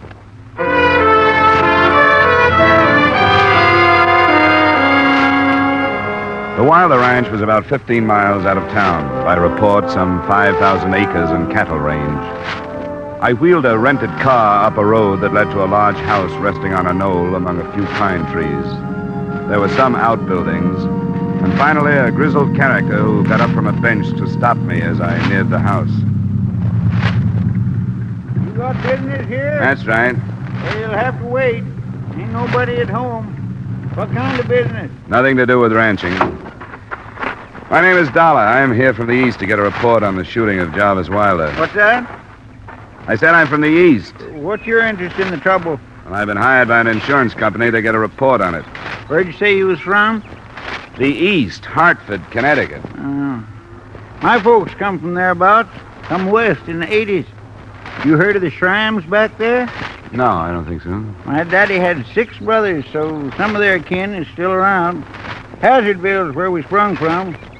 You heard of that? Yeah, it's in the northern part of the state, isn't it? On the Scandic River. It's marked on the map. Yeah, I know the place. Mr. Schramm, I take it you work here on the ranch? For more than 40 years. Worked for the old man before Jarvis and Russell was born. Where were you the other night when Jarvis was shot? I got a cabin to myself. That's it over there. That's where I was. Could you tell me what happened as far as you're concerned? As far as I'm concerned, sit down. Sure. I'm an old man. I lived through some right troublesome time. Seen a lot of men get killed. And I always sort of figured I stayed healthy because I never meddled with nobody's business, right or wrong. I'm not sure I know what you're driving at. Are you advising me to stop meddling? It ain't my place to advise you, young fella. Besides, I ain't smart enough. You ask me as far as I'm concerned. Well, as far as I'm concerned, I don't know what happened. I still don't get you. You're telling me that other people don't know what happened? It ain't my place to tell you anything. I didn't come here to investigate the murder. All that's been done, and it's in the hands of the authorities. Jarvis's wife confessed. Well, you can wait here for Russell and his wife. I got chores to do. Now, wait a minute. That was it, wasn't it? You thought something had been uncovered and that I'd come to look into it. Isn't that it, Schramm? It don't concern me. Yes, it does. Is there a possibility that Alma Wilder did not kill her husband? She confessed, didn't she? That's not what I asked. She said she killed him, and I reckon she knows better than anybody else, don't you? I ain't got time to talk no more. I ain't got chores to do. All right, Schramm, I can't hold you, but I'll have to go to the police with this. Now, don't go stirring up a lot of trouble, young fella. Don't stir it up. If you do, I got a feeling you're going to be sorry. If it's there to be stirred up, I'll have to do it. And I guess it's there, all right. But I can make a deal with you, Schramm. What deal? You talk to me and I won't go to the police. As an insurance investigator, I'm in a position to make a deal like that legally. All right, young fella. You want to grab it by the tail, you can. It ain't much for certain, what I saw. I heard Jarvis yelling at her. That's what woke me up. When I heard the shot, I jumped for the door. It was light enough to see, and they was both laying on the ground. They'd come out of the house. Yes. And it come over me when I saw him that she didn't shoot him, because she was laying on her belly with her feet toward him, like as if that's where he'd knocked her. Well, that wouldn't mean much, would it? I told you it wasn't much for certain. But when I got to where she was, she didn't have no gun. It was on the ground next to Jarvis. Where was everybody else? They come out of the house, Russell and his wife, and I got out of sight. It stayed in my mind that Alma didn't kill him, till she said she did. Is that all, Schramm? You telling me everything? That's the whole of it. The way she was laying and where the gun was. I got there fast, and it come to me that she didn't shoot him. What are you figuring on doing? Not sure. I'll see what I can make out of it. Thanks for telling me. I'm going back to town.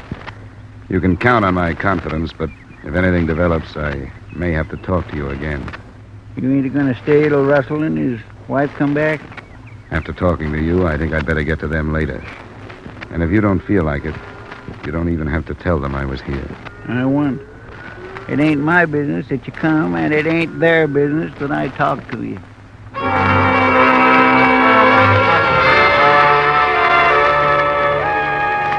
It was little enough to go on, certainly.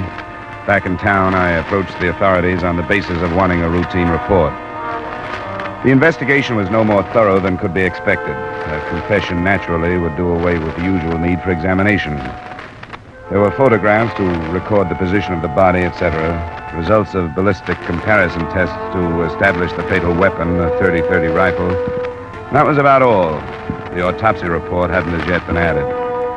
I debated on where to go from there and decided against Kendall, the defense lawyer. I got permission to visit the cell of the confessed murderess. Alma Wilder was a slight, well-formed brunette of 24. She looked older than her years, but she would have been quite beautiful under different circumstances.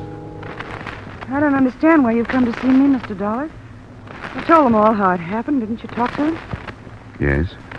And why have you come to see me? I read your confession. I guess I was curious about what kind of a woman could make such a calm statement about killing her husband. It was done and finished. There was no other way to say it. I'm curious about what kind of woman could be driven to the point where she'd do such a thing. If you read it, you know. It wasn't the kind of a woman I was. The kind of a woman he made out of me. In your confession, you said he'd been cruel to you.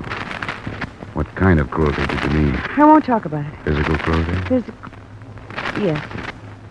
I won't talk about it. Why do you want me? I'd hope maybe you'd want to talk to somebody that might help you. I told all the truth I'm going to. I won't tell anybody about my life with him. I went through it. And now it's finished. I won't talk about it. All right. The time I've been here alone. The time since I killed him, I've been happier than I have for 3 years. It's the kind of a woman I am now. I'm happy now. I hadn't noticed. But I really wasn't after that part of the truth. You hated your husband, and that's enough. What about the twin brother? Do you hate him? What do you think does that mean? Do you? Yes, I hate him. I hate him the same way I hated Jarvis. What about the sister-in-law? I thought much of anything about Rosemary. Except when he brought me to that house, she seemed like some dead person. I should have known then what it was going to be like. Wasn't there anybody you liked out there? Or who liked you? Why? Any of the men who worked there? I never saw him. We weren't allowed in the house, and I wasn't allowed outside alone. Why? I'm asking these things because I don't know if this confession you made will stick. What? Alma, right now only you know whether or not you really killed your husband. Yes, I did. If somebody knew you and felt sorry for how unhappy you were, he might have killed him. There wasn't anybody. If somebody thought enough of you to do that, you could be thanking him with your confession. It would be a noble gesture, I suppose, but if that is the case, it's going to come out. It wasn't. You could save everybody a lot of trouble if you'd tell me about it. It wasn't that. Nobody would do that to me. I didn't know anybody. I killed him because I hated him, and I was trying to run away, and he was trying to stop me. Don't do any more. More what? Any more looking for things. Why not, Alma? Because you don't have to. Please. I killed Jarvis. Nobody else did. Nobody had to. Because I killed him. I was trying to run away, and he wouldn't let me. He was going to take me back to that house. I couldn't go back. Please. Please let me stay here alone. You better sit down, Alma. I won't bother you anymore. Thank you. Thank you. Thank you. Thank you.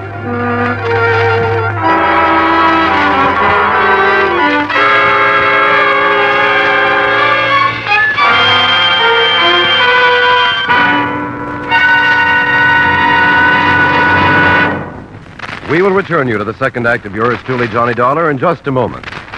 There's one married couple you can always depend on for fun on Saturday evenings, and to invite them over is as easy as staying tuned to CBS. They're Lucille Ball and that man she calls my favorite husband.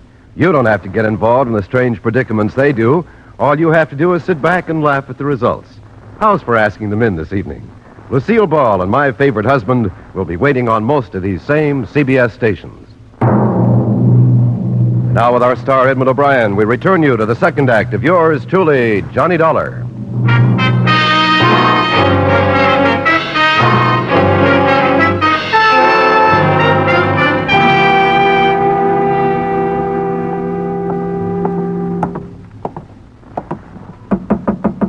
Yes, come in. Yeah, well, Mr. Dollar. Hi, Mr. Kendall. I didn't know whether you'd be in your office or not. 5 o'clock? Oh, yes. I sometimes stay in the office until 8 or so. I'm a single man. No place to do any homework. Sit down. Thanks. Well, I see you escaped the Wilder Ranch without loss of life or limb. Yeah, I made it all right. Nobody was there. Perhaps you were lucky. Did you talk to Crutchfield? Who? Crutchfield, prosecutor. Oh, I didn't even know who he was. No, I haven't seen him. Would you like a whiskey? Yeah, thanks. I think I could stand one. Good. Well, I went to see Alma Wilder. Oh? What's the matter with her? Well, just what do you mean? Oh, will you take this neat? Yeah, that'll be fine. I mean, how could any woman live like a prisoner with a man she hated for 3 years, wasn't it? 3 years. This is the 20th century. Nobody has to put up with anything like that. Why didn't she leave if it was that tough? There you are. Thanks. I believe she did try to leave one other time, and evidently was discouraged from trying again. At least that's what she told me. What? That she was beaten. It's hard to believe. I know it. So was the case that broke in the papers last year of the man who'd been locked in a room for 14 years, remember? Yeah, that's right. Well? Shall we toast the human race, Mr. Dollar? Let's not bother. Mr. Kendall, did you ever give a thought to the possibility that Alma Wilder could be innocent? What? I mean actually innocent. That somebody else could have killed her husband.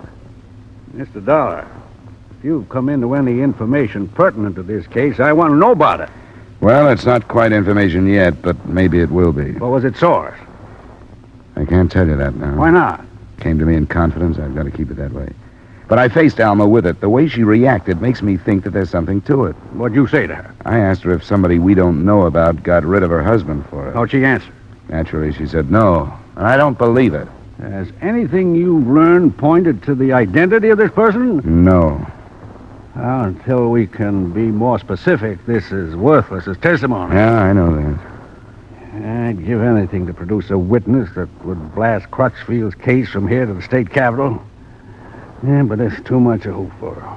From here, who knows? But her confession, a signed statement, a matter of record. Obviously, you're going to follow it up. Oh, sure, I'll have to now. Would there be any way to keep the whole thing confidential? Without interfering with your work, of course. I don't know. We'd have to see. Of course. Well, it's too much to hope for. Won't start impaneling a jury until day after tomorrow at the earliest. If you're making any progress and need more time, let me know. I can delay that. All right, I will. You ought to be congratulated, Mr. Dollar. However you came about this possibility. Case of plain fool luck, as a matter of fact. No, don't say that. You put us in the back seat. A greenhorn. We Westerners don't like that, you know.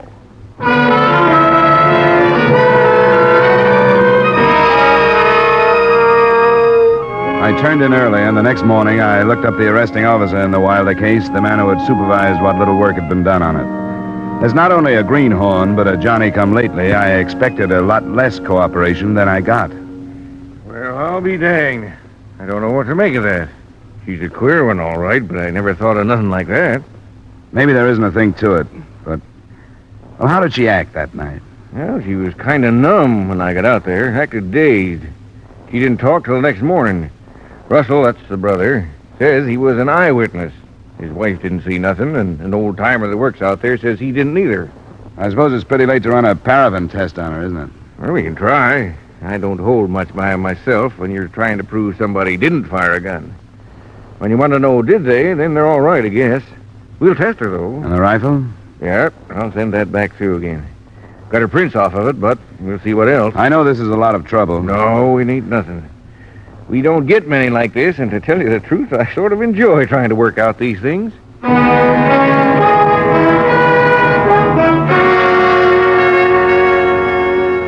It was about 10:15 when I turned into the Wilder Ranch Road. Passing the outbuildings, I looked for but didn't see the old man Schramm who'd been there the day before.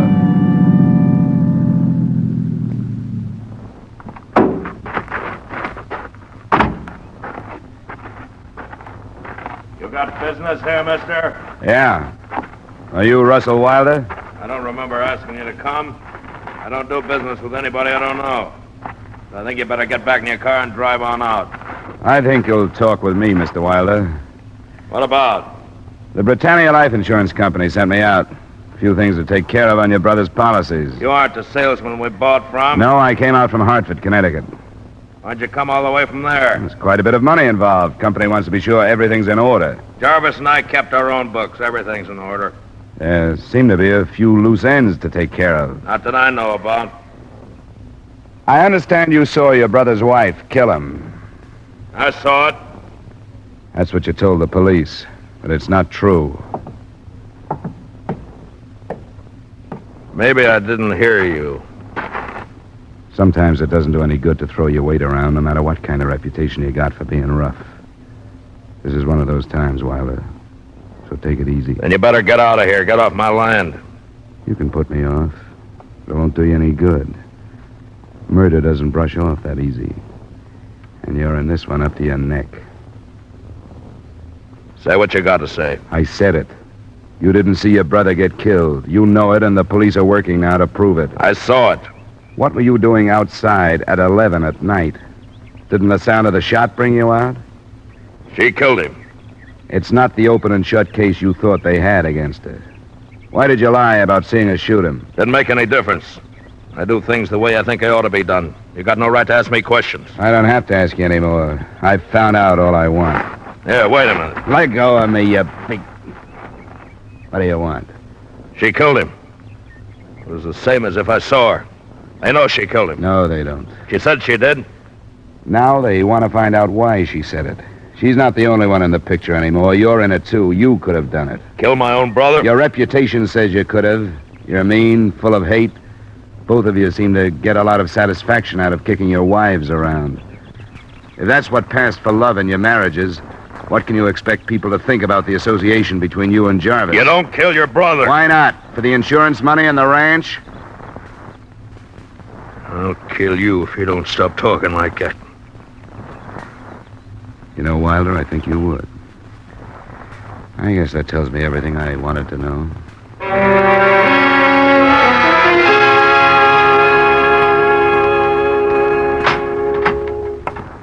How are you, Alma?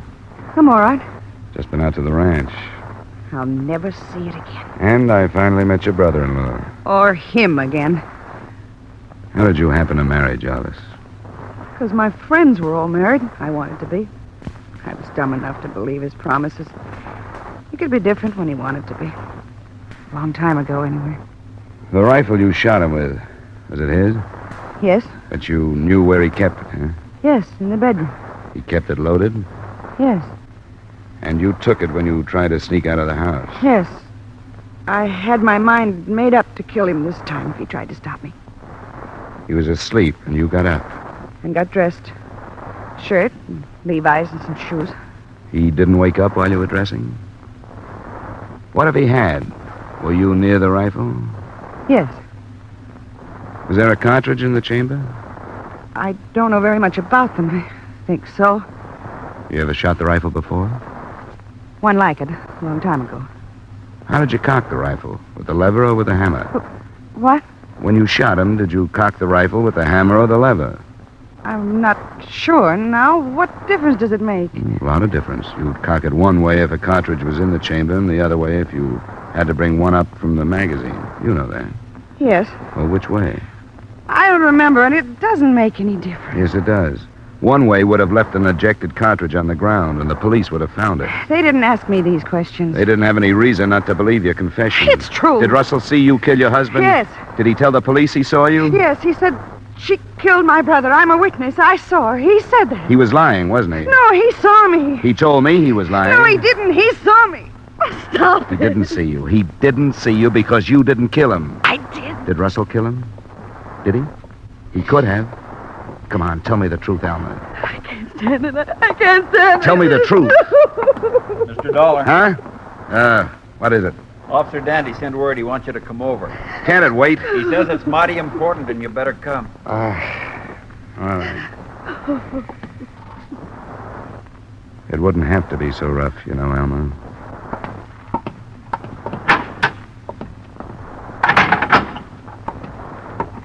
What was it, do you know? I'm not certain. Something about the rifle they was working on.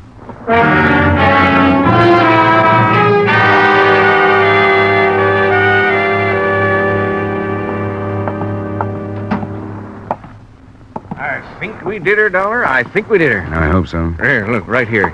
Now, this is the murder weapon. Been bothered a lot, but look at that butt plate. Dirt, huh? Yeah, jammed into the ribbing on the plate and into the indentations for the screw heads. Yeah. More on the one side. We got that covered, too. Now, you told me how she was lying with her feet towards the deceased. Yeah? Well, that figures in, too. And I called back the coroner about some marks they found in Jarvis's arm. Teeth marks. Here, you see? Yeah. You've done a lot of work, Dandy. And next time, I won't wait. Anyhow, we didn't have a Marlin rifle like the murder gun, but it didn't make no difference. We took one of our Winchesters out on some dirt. We sort of guessed at the angle to get more dirt onto one half of the plate than the other, like that Marlin has in it. That's it, Dandy. You've got it. Yeah, we jammed the stock on the ground and pulled the trigger. The recoil pushed the butt plate into the ground, and we got dirt in it about the same as the Marlin. That's good work. Say, could we phone Mitchell Kendall? I promised him he'd be in on this.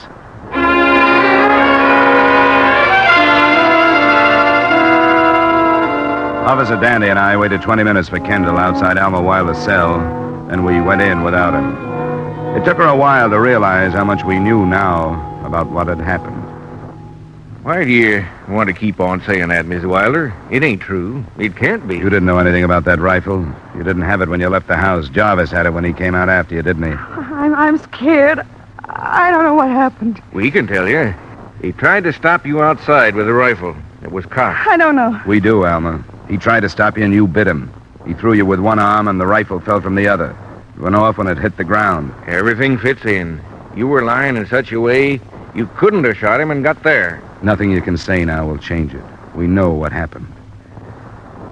It's true, isn't it? Yes. Yes, it's true. Why didn't you tell us? You made a false confession and stuck with it. What made you do that? What were you afraid of? Were you afraid of Russell? I was afraid I'd have to go back to that house. You mean it's better to go to prison? Yes, I wouldn't have died for it, would I? But I will now. Why should you, Alma? What do you mean? He said I would. Russell said I would. He said, you killed my brother. I'm a witness. I am a witness before the law. And if they don't kill you, I swear, no matter where you go, I will. And they will. That's the kind of men they are. When they say it, they can do anything. Oh, please. Please, you've got to let me stay here. Alone.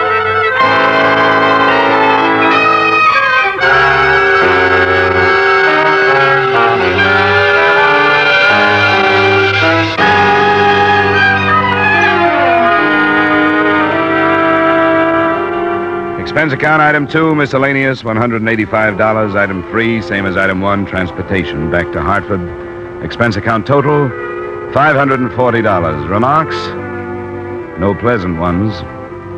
The girl who'd reached the point where prison seemed better than what we call freedom is giving up both for a hospital where they hope she'll improve. Yours truly, Johnny Dollar.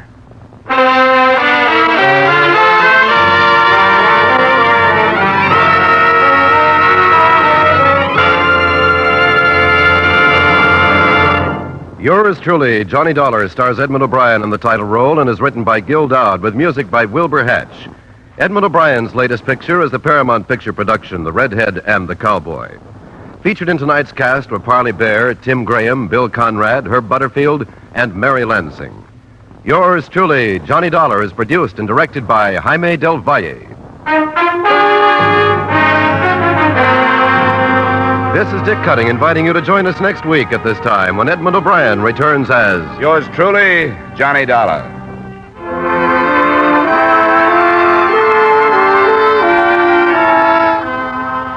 There have been some changes made, and it's faster, it's funnier, it's got new life and a brand new punch because Jan Murray's taken over. What show is this? Why, CBS Saturday Night Musical Quiz, Sing It Again. That hour of melody, mirth, and money that's heard on most of these same CBS stations. Yes, Jan Murray is your new host. Be sure to hear the new Sing It Again with Jan Murray this evening on CBS. Stay tuned now for Von Monroe's Caravan, which follows immediately on most of these same CBS stations. This is CBS, where you laugh at Jack Benny every Sunday night, the Columbia Broadcasting System.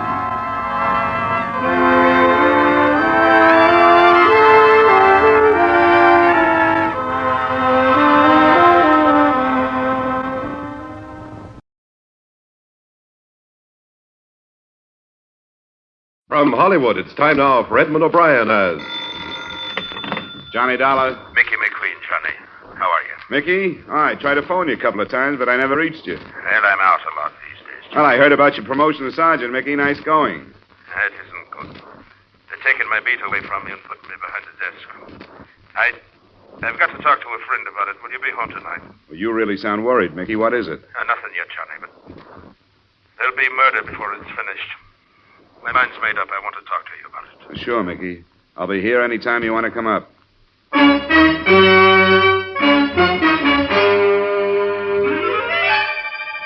Edmund O'Brien in a transcribed adventure of the man with the action-packed expense account, America's fabulous freelance insurance investigator. Yours truly, Johnny Dollar.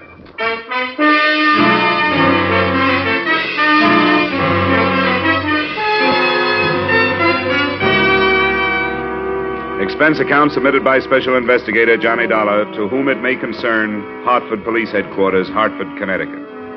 I don't expect you to honor this statement, but since the reports to my regular employers go in on these forms, the following is an accounting of my expenditures during my personal investigation of the Mickey McQueen matter. You may wonder how I got mixed up in it. Well, it's been my privilege to have worked a number of cases with Mickey McQueen here in Hartford, and through the years, a friendship developed between us. So when he phoned Tuesday night to say he wanted to talk to me, I was glad to ask him up. But when it got to be 1:30 in the morning and he still hadn't arrived, I wasn't so glad. He arrived at 2.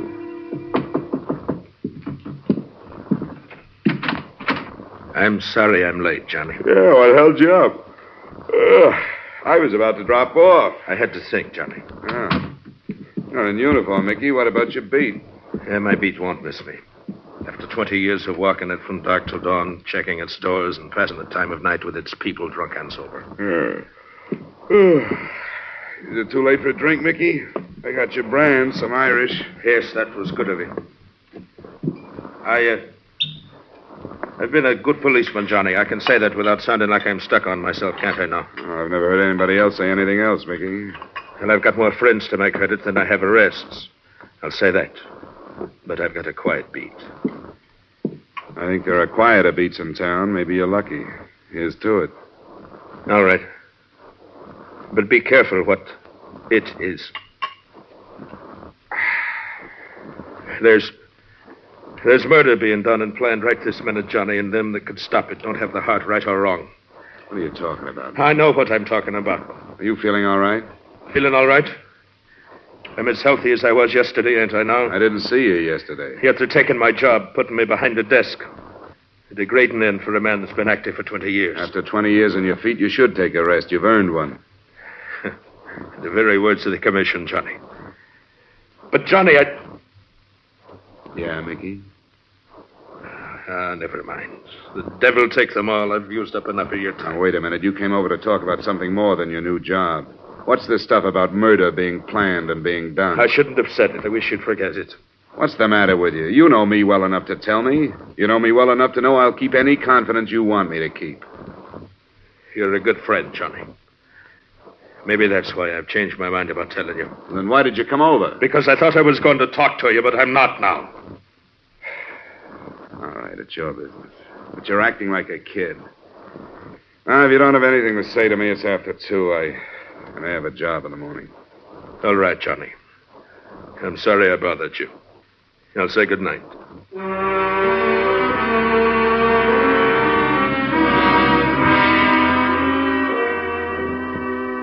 I didn't sleep very well for the rest of the night. In sort of a half doze, parts of Mickey's conversation kept coming back to me. And the more sleep I lost over it, the more I wished I had been less grumpy and more sympathetic. There wasn't a job for me the next day, and right afternoon I decided to drop by his apartment and find out his mood when he was off duty.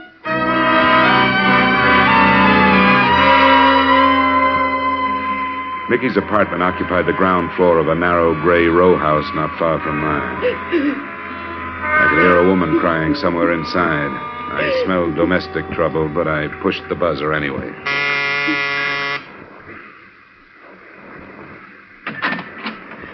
Are you the... I'm Johnny Dollar, a friend of Mr. McQueen's. Oh, yeah, Johnny Dollar. He said to phone you if I ever needed. Is he home? In there. She pointed in the direction of a door smaller than the outside door, the door to either a bathroom or a closet.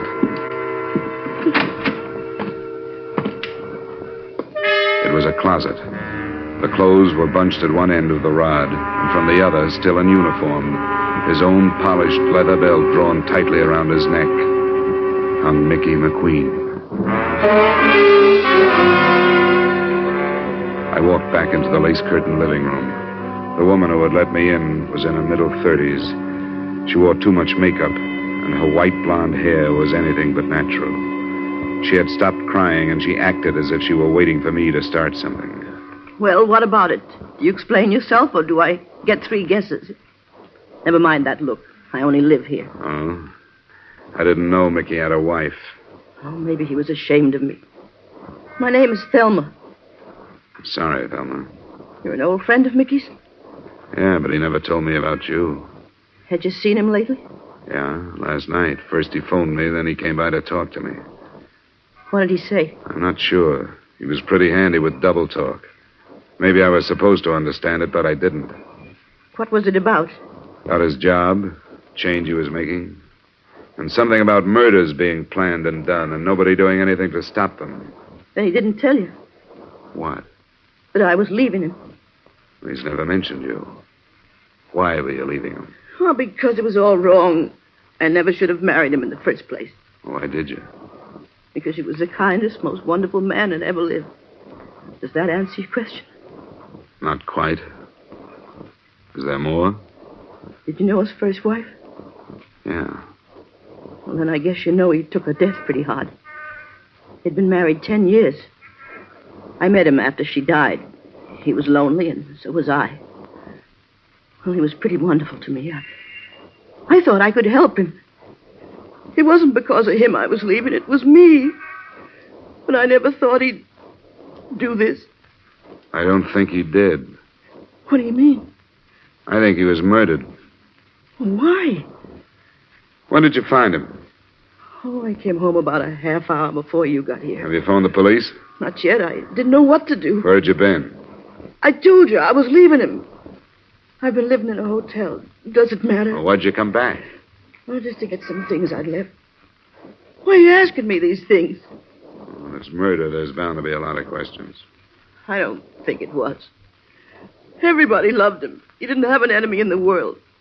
Why would anybody want to kill a man like Mickey McQueen? For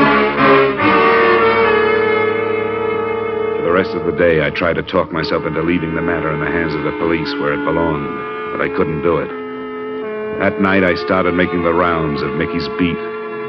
I talked to a corner magazine vendor who had sold him a mystery, a woman in a cigar store who had talked with him, and a cabbie who had borrowed $5 from him. None of them gave me anything helpful.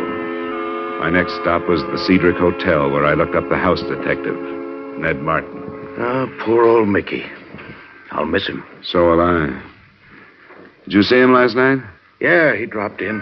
He always did, once or twice a night, just to shoot the breeze, you know. Why'd he do it? Did he leave a note or anything? I think he was murdered. What makes you say that? Came over to see me about 2:30 this morning. There was something on his mind. He wanted to talk about it, but he wouldn't. Yeah, that figures. What do you mean? Well, I noticed something about him last night. He was real low. I asked him what was the matter. He said it was because it was his last night on his beat. He was supposed to check into his new job today. But that didn't sound right to me. Did you know he had a wife? Yeah, I heard about it. Then I hounded him till he showed me a picture of her. Bleached blonde? Yeah, she looks it. I didn't want to embarrass him by asking, but I wondered about her. What makes you think it was murder, Dollar? Now, do you think Mickey was the type to kill himself? Well, no, but how can you tell? I guess you can't. All you can do is try to find out. Well, if you don't have anything more, I'll be on my way. Wait a minute. Huh? I guess it was a dirty trick, and I wish I hadn't done it, but I snooped that marriage. I found out who she was. Her name was Thelma Weaver. She did a couple of years at Joliet. Where'd you get that? Things like that don't stay hidden. I'd drop it if I were you. I really would. What are you holding out on me? It's for your own good, Johnny. I'll shake it out of you if I have to. Okay, hero. You know Fred Koo, the Calcutta Club over in Bartlett? I know of him. He's a police informer, isn't he? They're part-time. Uh-huh. If you won't take my advice and forget it, go talk to him. And don't tell him who sent you.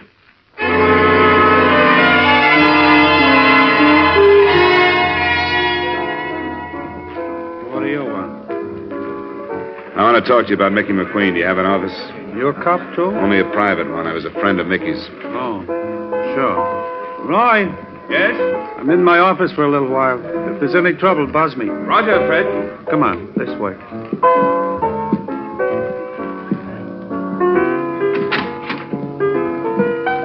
Got quite a crowd tonight, Fred? Sure, sometimes I get a lot of out-of-town trade. Did you see Mickey last night? No, I didn't. I get along fine with Mickey. He won't take any payoff, but he don't push me around. How is he? Do you know his wife? His wife? I didn't even know he was married. Her name was Thelma Weaver before Mickey married her. She did some time in Joliet. Why do you bother me with this? I got work to do. You knew Mickey was dead. No, I didn't know that. I don't see how it would be enough, but it struck me that if somebody knew he was married to an ex-con, they might try to use the information. I suppose you're right.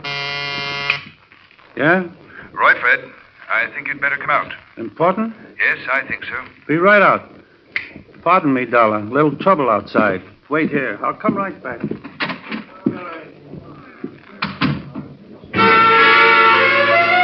I waited, and while I did, I took a quick look around the office for another way out in case I might need it. There wasn't any unless the steel door in one of the walls was it. But before I could try it, the other door opened. I wasn't expecting Fred Koo to return so quickly, and neither was I expecting who did come in. I didn't expect to find you here, Mr. Dollar. Likewise, Mrs. McQueen. I was looking for Mr. Koo. What for? Well, I thought I might help if I could.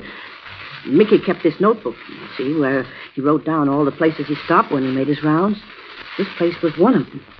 I thought if I could talk to this Mr. Koo... Did you know Fred Koo? Oh, I know. You know anybody named Weaver, Thelma Weaver? All right, mister. That's enough. Reach. Don't be crazy. What good would that do? Stay where you are. Don't try anything. I really mean it.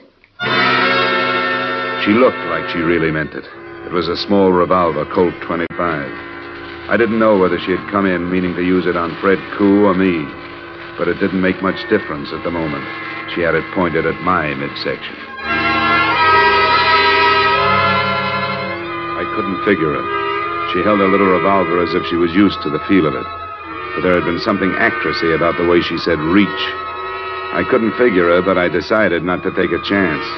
I grabbed up the inkwell from the desk and threw not it, but the contents at her. Hey, what's it? Okay, drop it. Drop it. Drop it. Now sit down. All right. What do you want? That depends on what you want. I told you. I want to find out who killed Mickey. At the apartment earlier today, you didn't think anybody had. What about it? All right, Johnny. How much do you know? That your name was Thelma Weaver, that you spent 2 years in Joliet. That's right. And after 2 years in that place, I didn't want to go back to the life and start all over again. I gave the bunch in Chicago the slip and came here. I was hanging around trying to pick up enough to pay my way to Florida or someplace, and that's how I met Mickey. He arrested me. Vagrancy. What a laugh. He showed in court the next morning and got me released in his custody. Oh, he treated me like a daughter. He loaned me some money, offered to get me a job, and I really felt for the first time like I could start life all over again. Oh, I know it sounds corny, but... But good. You make it sound real good.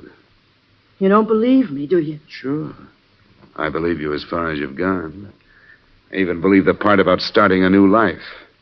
You saw that Mickey had a heart as big as the city, and you didn't lose any time moving into it. That was smart. It was about the safest hiding place you could have found.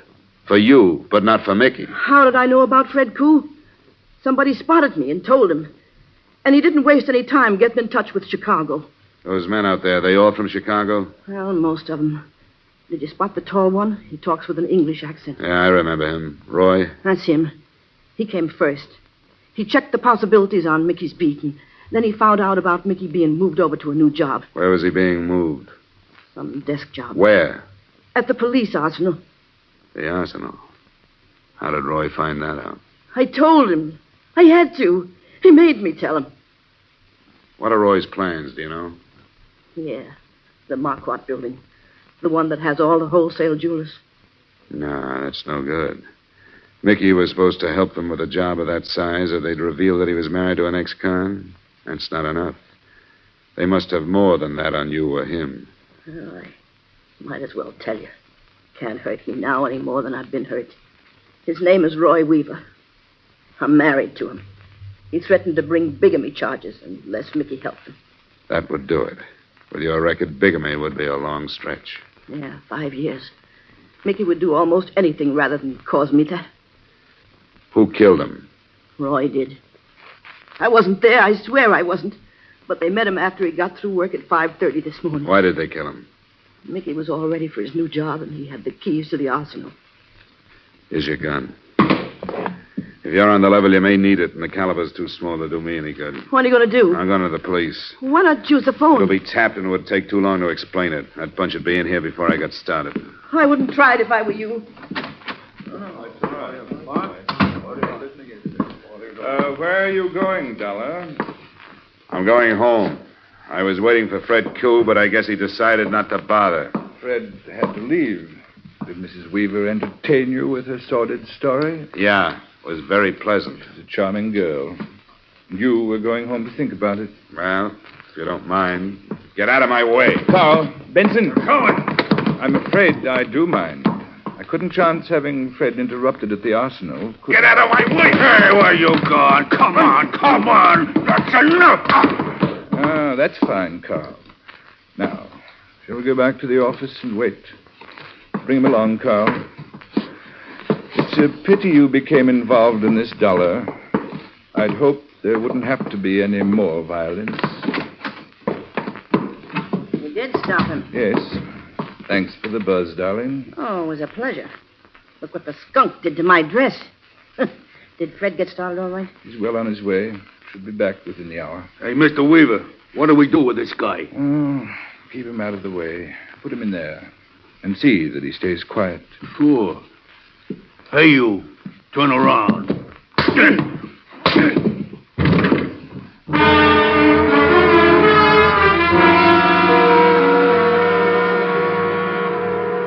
At least I found out what was behind the steel door I'd noticed earlier in the evening.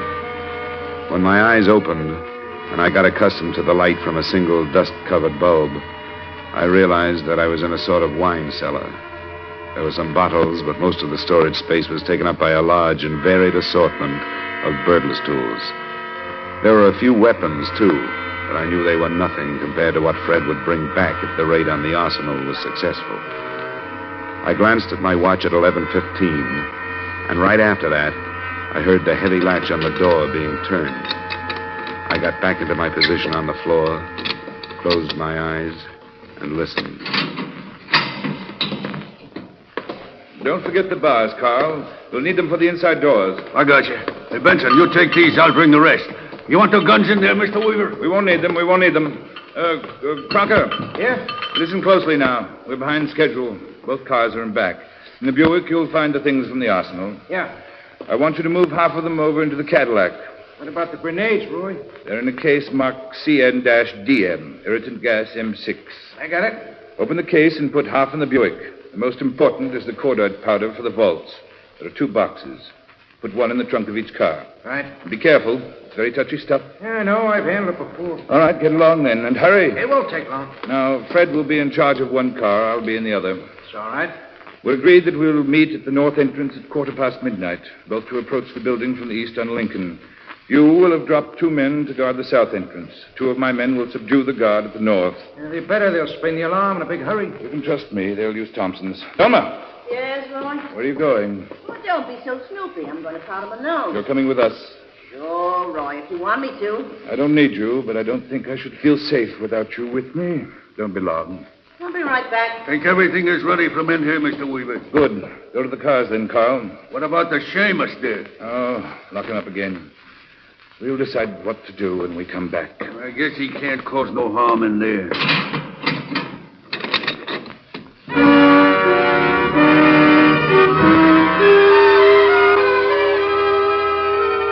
I tried to force the door that time using one of the bars they had left behind, but I couldn't do anything with it.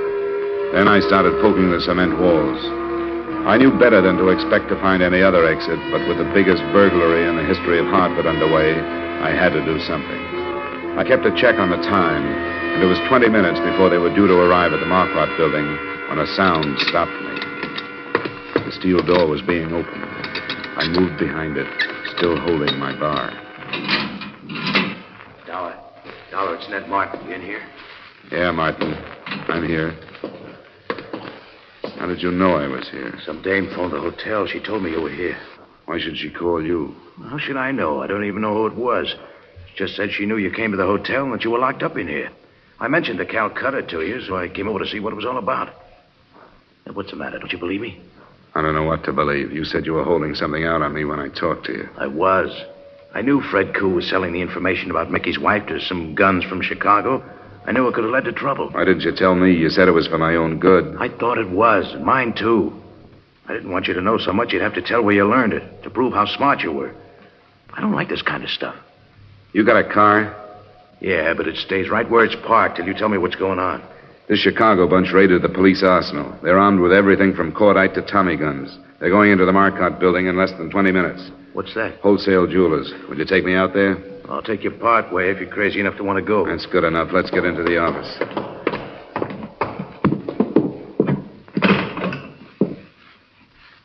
It's dead. Who'd you want, police? Yeah. We could stop on the way. It'll take us 15 minutes to get to the Marcotte building. If we run into a patrol car on the way, we'll stop it. If we don't, you can drop me and then phone in. Where's your car?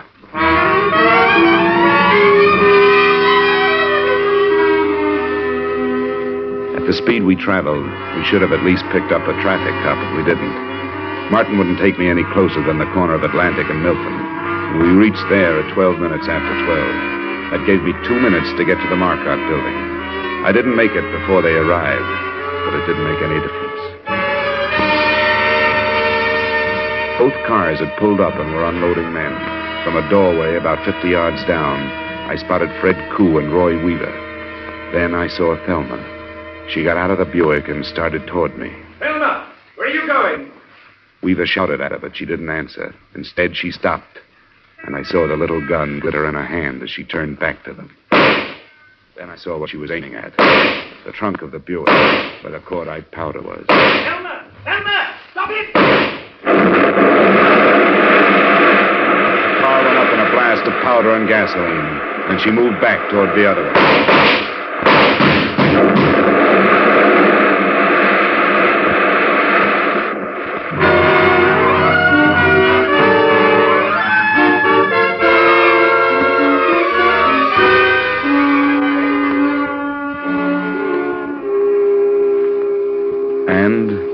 That was it.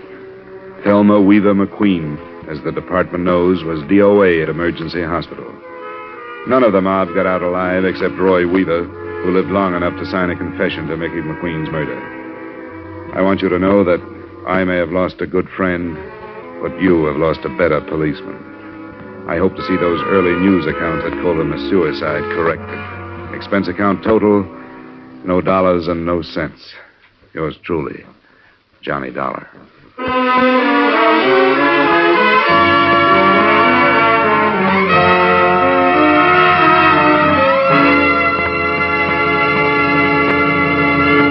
Yours truly, Johnny Dollar, stars Edmund O'Brien in the title role and is written by Gil Dowd with music by Wilbur Hatch. Edmund O'Brien's latest picture is the Paramount Pictures production, The Redhead and the Cowboy.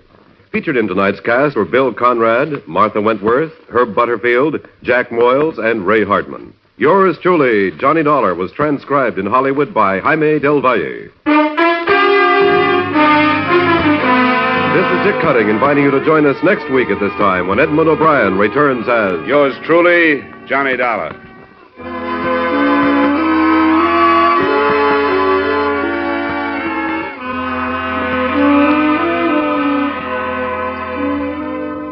There'll be fast-moving, true police adventure on CBS tonight when Gangbusters comes your way again on most of these same stations. This evening, Gangbusters presents The Case of the Stranger in the Hall. Stay tuned now for 5 minutes of the latest news.